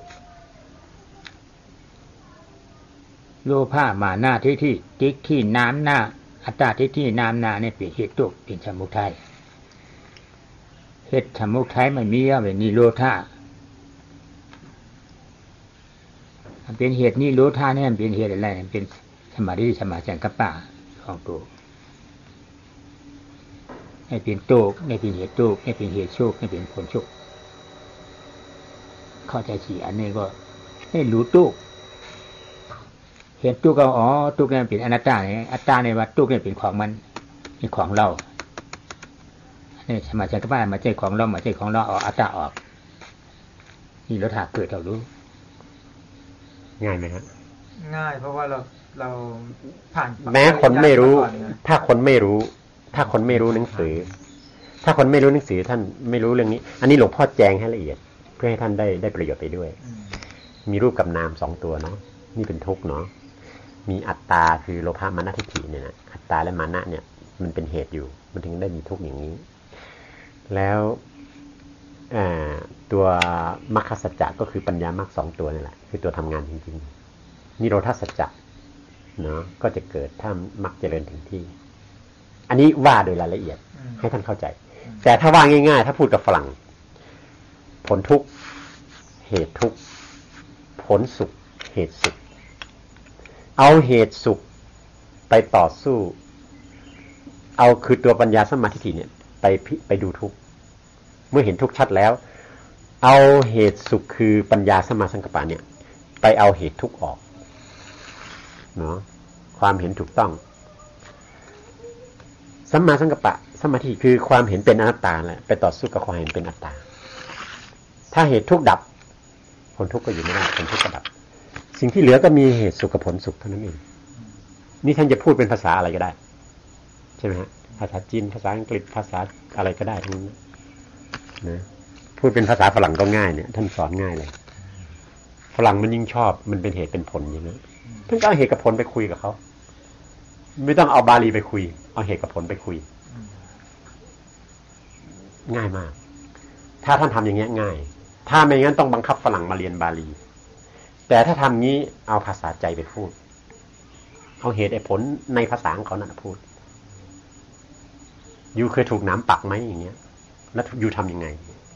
เอาอุปมาอุปไมยที่ง่ายๆที่เขารับได้เนี่ยไปอุปมาอุปไมยเพื่อจะแสดงผลทุกเหตุทุกผลสุขเหตุสุขก็จบ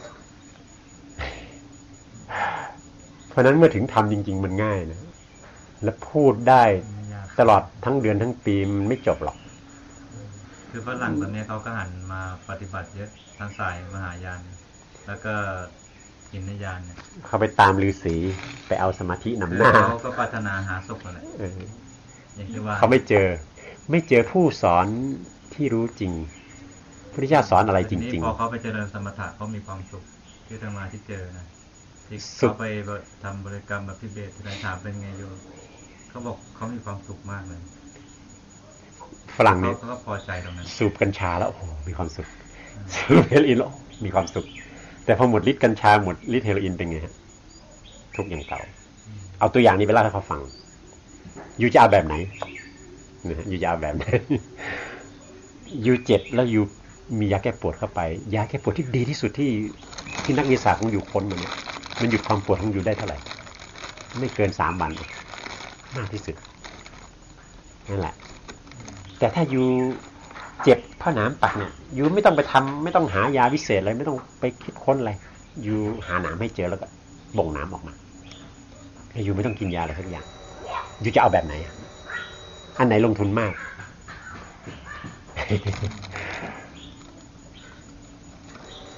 อันไหนวุ่นวายมาก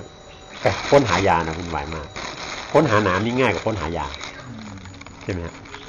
แค่นี้ก็ไม่เลยง่ายมากอ่ะนี่คือธรรมะแท้ๆเลยนะครับของมายานก็พูดเรื่องความสุขที่เข้าไปเขาก็เลยพอใจชอบต้องถามว่าสุขจริงสุขปลอมสวดมนต์เนี่ยก็มีความสุขเขาสวดด้วยจิตเลยนั่งบริกรรมเขาก็มีความสุขครับแต่พอกลับไปบ้านมันทุกข์ไหมต้องถามเขาอย่างนี้เราไปเอาเฉพาะตอนสุขไงต้องถามตอนทุกข์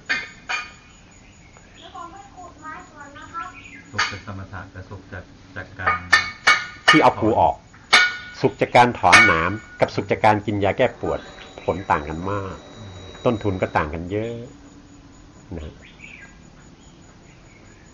น้ำนี่สุดยอดเลยเป็นอุปมาที่สุดยอดแต่ไม่รู้ฝรั่งมีน้ำปักหรือเปล่าต้องเอาตัวอย่างอื่นต้องมีแต่ว่ามันน้อยเพราะมันใส่รองเท้าตอนนั้นเอาไฟฟ้าก็ได้ไฟฟ้ากับสวิตช์ไฟถ้าเราเข้าใจนะอุปมาเยอะมากเราสามารถยกอะไรได้หมดไฟฟ้าสว่างอยู่อยากให้ไฟฟ้ามันดับอยู่ก็ท่องไฟฟ้าดับไฟฟ้าดับแล้วมันจะดับไหมบังคับได้ไหมด้วยจิตด้วยจิตนึกคิดให้ไฟฟ้ามันดับในทางตรงข้ามอีกคนหนึ่งมาโอ้ไฟฟ้ามันสว่างอยากให้มันดับแล้วมองหาเลยโอ้สายโอ้สวิตช์มันอยู่นี่ลองไปซื้อสิป๊อกดับแล้วนี่คือเรื่องเหตุผลนี่ก็อุปมาง่ายๆเหมือนกันนี่คือนมนี่เขาวัวสวิตช์ไฟคือเต้านมวัว ความเจ็บที่รูปนี่คือเขาวัวความทุกข์ทรมานที่จิตเนี่ยคือเต้านมวัวถ้าจับทุกข์ทรมานที่จิตได้นะจับเต้านมวัวถ้ามันฟุลงไปนั้นน้ำนมก็ชู่ออกมาทันทีเลยถ้าทุกข์ที่จิตดับน้ำนมก็พุ่งมรรคญาณผลญาณก็เกิดนิโรธาก็เกิด หนังสือชื่อหนังสือนั่นปริศนาชั้นยอดเลยนะฮะแล้วแถมไม่พอมันยังแทงตัวเองด้วยและท่านจะยิ่งพุทโธก็ดีหรือเพ่งก็ดีเนี่ย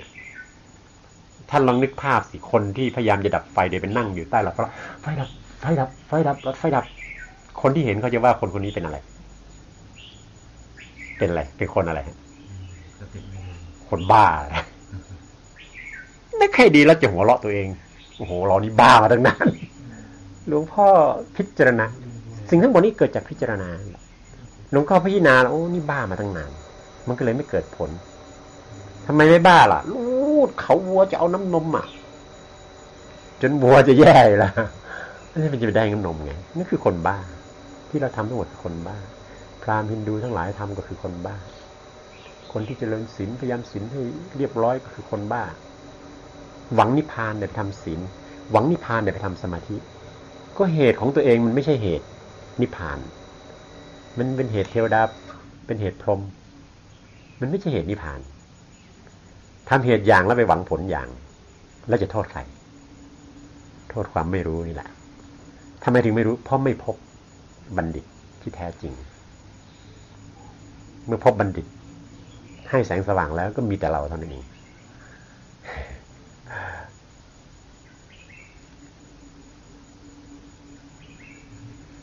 ถ้าท่านไม่ยึดอะไรติดแน่นนะมีโอกาสหมดถ้ายึดติดแน่นเหมือนกับท่านมาจากบางปรากฏแล้วท่านเอาเชือกมัดเอวมาด้วยเชือกมันยาวเท่ากับมาเนี่ยแต่พอเลยมึงฝางไปแล้วมันดึงแล้ว เหมือนกันความคิดความเห็นนี่เหมือนเชือกที่ผูกมัดเอวแล้วก็มัดติดหลักไว้ถ้ามันมีหลักติดหลักไว้เงี้ยนะเสร็จที่หลวงพ่อสอนนี่ไม่ให้ติดแต่ให้ท่านพิจารณาไม่ต้องยึดสักอย่างเลยแต่ท่านเอา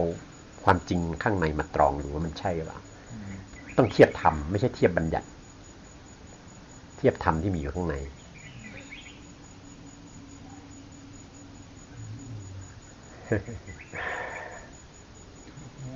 ยุ่งอ้วนครับไม่เป็นไรฮะมันอิสระนะท่านไม่ต้องห่วงเรื่องอื่นท่านอย่าห่วงข้อวัดโอกาสที่จะได้ปัญญาแสงสว่างที่จะเริ่มต้นปฏิบัตินี่ก็ไม่ต้องเข้าปฐมนิเทศไม่ต้องอะไรก็ได้เริ่มปฏิบัติได้เลยรูปแบบอย่างนี้ท่านควรจะได้เข้ากรอบสักครั้งหนึ่งให้เห็นเป็นนิสัยปัจจัยเนาะเราจะลุยแบบลูกทุ่งก็เนี่ยมาเริ่มอย่างนี้เข้าใจจะลุยแบบลูกทุ่งก็ได้แต่ว่าลองดูรูปแบบสิเผื่อท่านมีโอกาสจะต้องไปเผยแผ่เพราะรูปแบบนี้เป็นรูปแบบที่ใช้ได้พรุ่งนี้ครับฟังดูคร่าวๆท่านเองมันเป็นปัญญาที่ไม่เสียหลายนี่แหมปัญญาอ่านหนังสือพิมพ์จบเป็น 4-5 เล่มเรายังอ่านได้ไอ้นี่ฟังดูเรามาลองอยู่ดูบางทีอัตราตัวละเอียดว่าคือมีเวลาน้อยไงวันที่5แล้วอ๋อไม่ถ้างั้นไม่ใช่มาเอาปัญญาท่านอย่านั่นคือการที่เราเข้าไปศึกษาแต่หมายถึงว่าในภาคปฏิบัติเนี่ยหรือเข้าปฏิบัติได้เลยตลอดเวลาในการปฏิบัติรวมเนี่ยนะฮะมันมีคุณมากท่านปฏิบัติเดี่ยวอยู่เองปฏิบัติรวมเนี่ยมันต่างกันโอกาสที่มันจะโอกาสที่มันจะตามใจนี่มีเยอะอย่างบ่ายโมงถึง4 โมงครึ่งเนี่ยนั่งปฏิบัติรวมเนี่ยมันกำกับตัวมันเองเนาะหมายถึงว่าช่วงเข้าคอร์สเริ่มไปเนี่ยเราก็คือร่วมปฏิบัติรวมทำตามคอร์สทุกอย่างแค่2 วันนี้ท่านจะเห็นความทรมานใจที่อยากจะเป็นอิสระนั่นแหละอัตตาชัดๆแหละท่านจะได้เจอหน้ามันชัดๆอะไรที่มันปลุกอัตตาให้แสดงหน้าตาแท้ๆของมันออกมานั้นเอาอันนั้นนะอันไหนที่มันขัดใจนั่นน่ะท่านพูดคำว่าขัดนี่แปลว่าทำให้ขาวทำให้เงาอะไรที่มันตามใจมันก็หม่นหมองอะไรที่มันขัดใจก็ใสงามเงา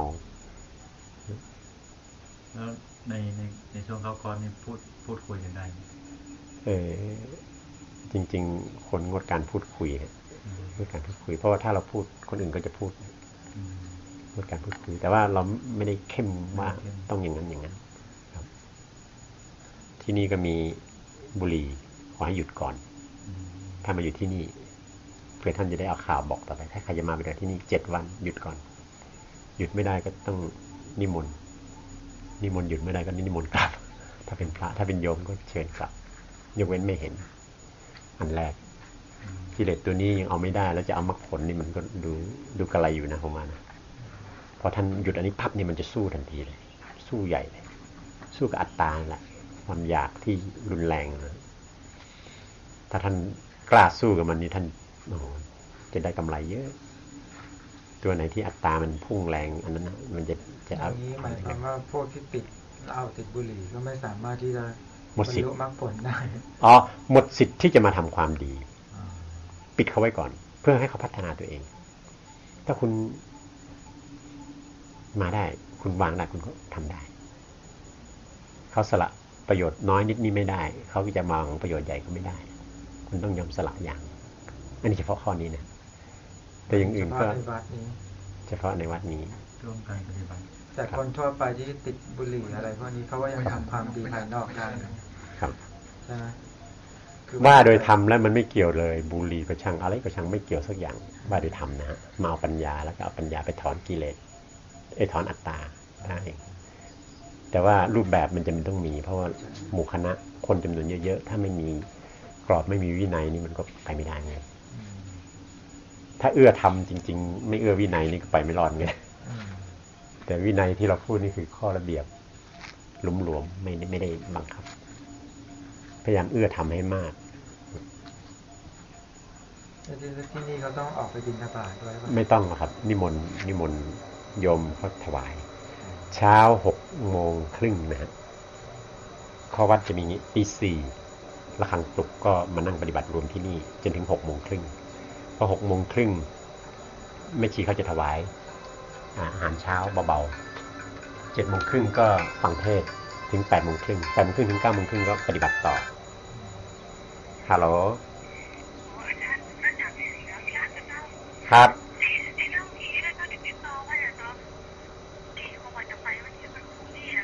มาเลยน้องเดินทางคืนนี้มั้งก่อน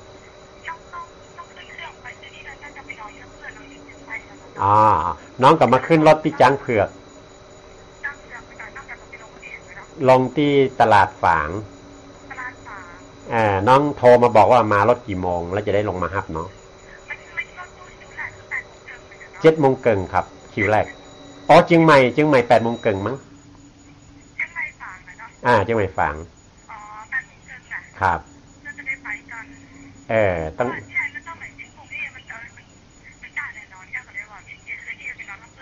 ดีครับลงตลาดฝางแล้วก็ถ้าติดต่อกันได้ก็จะลงไปฮับถ้าลงไปฮับมาได้น้องก็ว่ารถเครื่องมอเตอร์ไซค์ถ้ามีกระเป๋ามอเตอร์ไซค์นี่มัน40 บาทถ้ารถยนต์นี่มันเอา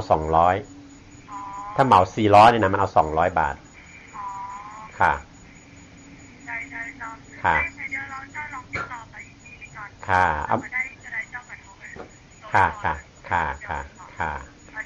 น้องอย่างก็ลืมละน้องทีทอทงสระอีมั้งเหรอพีน้องพีค่ะพีระนักปราชญ์เนาะค่ะสวัสดีค่ะนิยมกรุงเทพเจอหนังสือแล้วก็ฟังเทปแล้วก็เลยอยากมาฟังซีดีวันนั้นดูในหนังสือที่ท่านให้ไปรีบนมจากเก่าวัวครับในข้างในมันจะมีชาร์ตมีแผนภูมิมาชาร์ตว่าครับหลายๆอันดูแล้วมันปวดหัวเหมือนกันนะ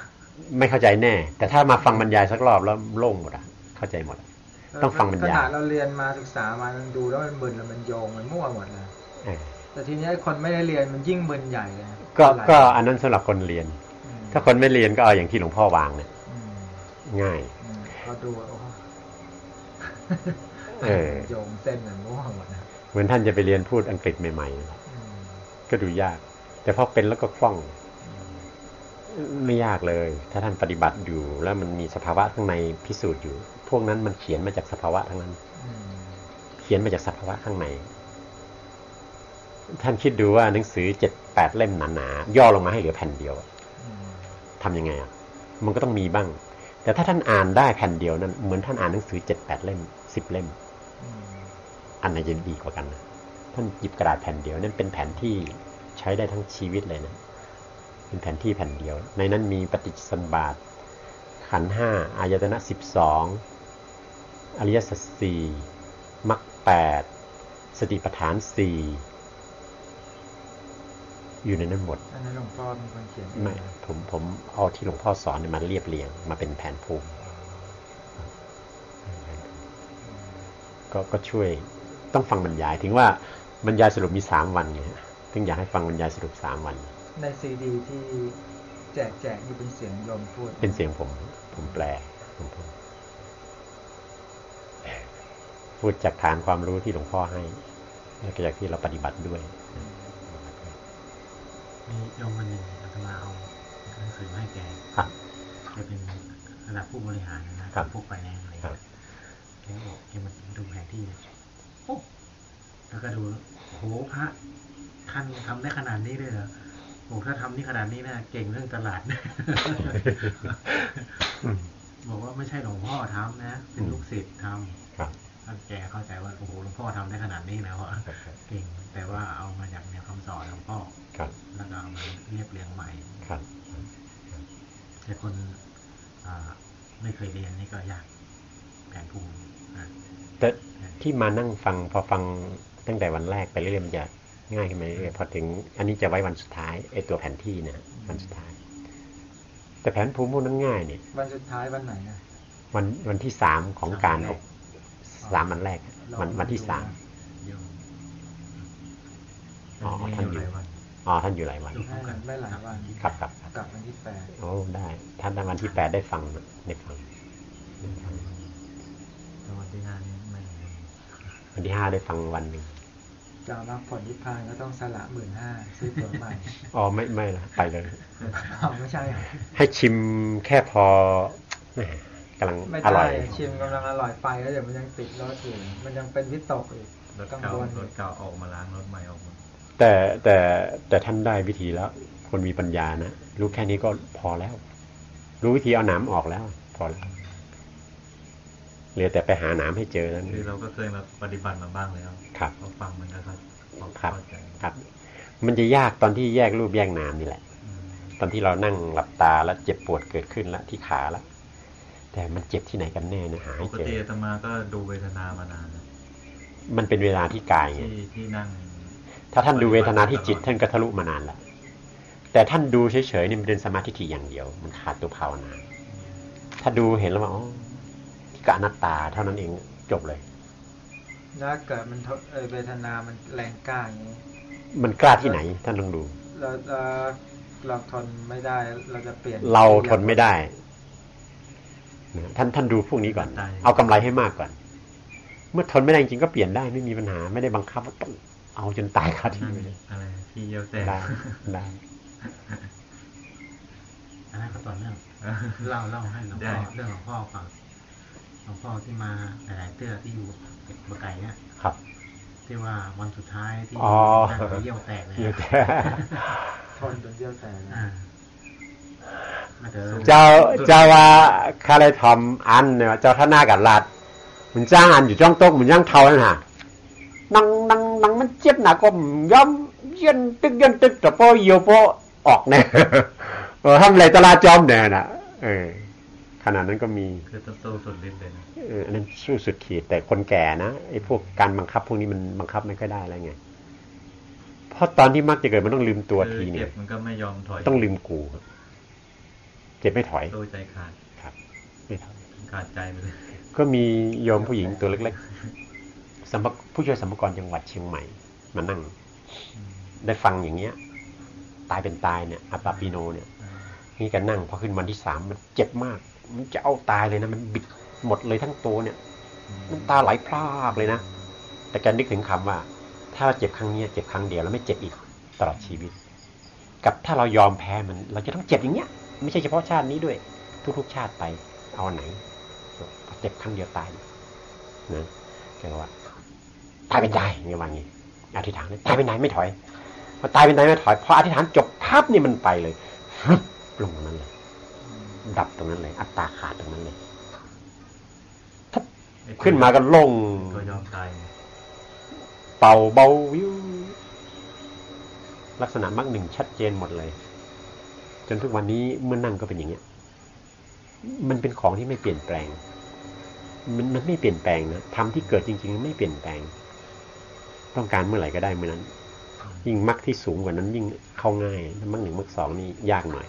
การจะไปเสวยผลแต่ถ้ามรรคสามมรรคสี่นี่ต้องการเมื่อไหร่ก็ได้เมื่อนั้นนึกกับตอนแรกมันผ่านเวทนาหยาบใช่ไหมมันหนักมันผ่านเวทนาผ่านอัตตานี่มันจะมีกลยุทธ์มากมายเลยที่จะไม่ให้เราผ่านมันจะหากลอุบายมากมายเลยแต่ถ้าเราไม่สนใจเห็นมันเป็นหน้าตาอย่างเดียวเนี่ยตายเป็นตายมันจะระเบิดไปพร้อมกันบางทีก็จิตเราเนี่ยอย่างที่ว่าเคยอ่านที่เขาบอกว่าไอ้กิเลสมันกระซิบอ่ะเรานั่งบางทีมันก็ไม่ได้เจ็บมากนะแต่ตัวจิตมันบอกจิตหลอนจิตหลอกนั่นแหละมันจะกระซิบในจิตเราเนี่ยใช่พวกฝึกสมาธิเนี่ยจะชอบกระซิบเพราะเวลามันเป็นบวกเนี่ยโอ้หลวงพ่อนั้นมาสอนครูบาอาจารย์นี่มาสอนพระพุทธเจ้ามาสอนแต่ตอนที่จิตกระซิบกิเลสกระซิบนี่กับไม่ว่าสอนผิดสอนถูกได้มันก็สอนผิดได้เพราะมันเป็นเรื่องกระซิบสู้ต่อได้แต่ไอ้ตัวจิตมันบอกให้พอครับนั่นแหละจิตเป็นกูนั่นแหละอันนั้นแหละสำคัญจิตเป็นกูความผุดขึ้นมาปั๊บก็พี่นามเป็นอนัตตาสู้มันตรงๆสู้ที่จิตไม่ได้สู้ที่รูปสู้ที่จิตไอ้ตัวจิตมันเป็นตัวพูดตัวกูที่อยู่ในจิตเป็นตัวสั่งให้พูดถ้าหมดกูมันไม่พูดนะจิตที่หมดกูนี่มันจะไม่มีบัญญัติมันจะมีแต่รู้สภาวธรรมอยู่กับปัจจุบันเต็มร้อยเลยนะถ้าจิตมีกูนี่มันจะไม่อยู่กับปัจจุบันจะอยู่กับบัญญัติมันจะคิดคำนึงเห็นนั่นก็ปรุงเห็นนี่ก็ปรุงกระทบนั่นก็ปรุงแต่ถ้าจิตที่เป็นปรมัตถ์นี่มันไม่ปรุงเห็นสักแต่ว่าเห็นถ้าถึงอนาคามีมรรคนี่มันเห็นสักแต่ว่าเห็นได้ยินสักแต่ว่าได้ยินไม่มีหญิงไม่มีชายไม่มีเพศเห็นก็เป็นภาพมากระทบให้ตารู้จิตรู้เกิดแล้วก็ดับลงไม่มีสังขารไม่สังขารอสังขตังเวทนาก็ไม่เกิดราคะโทสะมันก็เบาไปหมดนะเพราะมันราคะโทสะโมหะมันชนะที่มรรคมันไม่ชนะที่อื่นตัดไปแล้วต้องมรรคเกิดราคะนี่ต้องอนาคามีมรรคเกิดถึงจะขาดสะบั้นหมดท่านจะเอาอะไรมาข่มมันเพียงผู้เราเบาต้องมรรคเกิดนั่นแหละมันถึงจะขาดแต่ว่าความที่เห็นเป็นอนัตตาอยู่เรื่อยๆนี่มันก็บางไปเรื่อยๆสะสมตัวปัญญาครับสะสมความเห็นธรรมไม่ใช่สะสมปัญญาสะสมความเห็นอนัตตาครับสะสมความเห็นถูกต้องให้มากขึ้นเป็นโอปัญญิโกอันนี้บรรยายวันแรกท่านได้ฟังเมื่อท่านกลับวันที่5ไม่ได้ฟังเสียดายแต่ก็ทำนี่ที่เป็นไรมีในซีดีครับมีซีดีครับในซีดีฟังในซีดี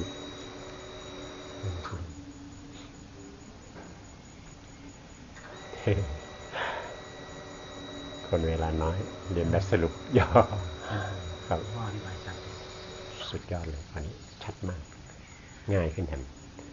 ชุดที่คราวที่แล้วที่การ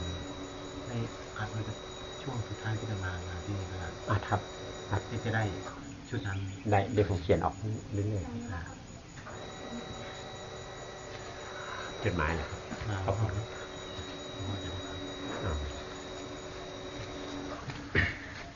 เย็นนี้ไม่มีอะไรเนาะภาวนาตามอัธยาศัยเพราะว่าพรุ่งนี้ก็นิมนต์ภาวนาตามอัธยาศัยเลยที่นี่ก็ดีเลยมี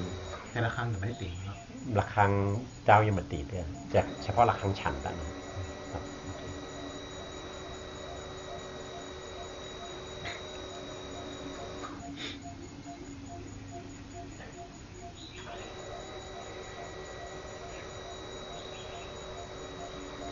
โยมที่ถวายหลวงพ่อในซองนั้นเป็นกิ่งโพกับใบโพครับไอ้กิ่งโพที่หลวงพ่อเอาดูครับเดี๋ยวหลวงพ่อคงแจกที่ลูกศิษย์แจกได้โยมครับ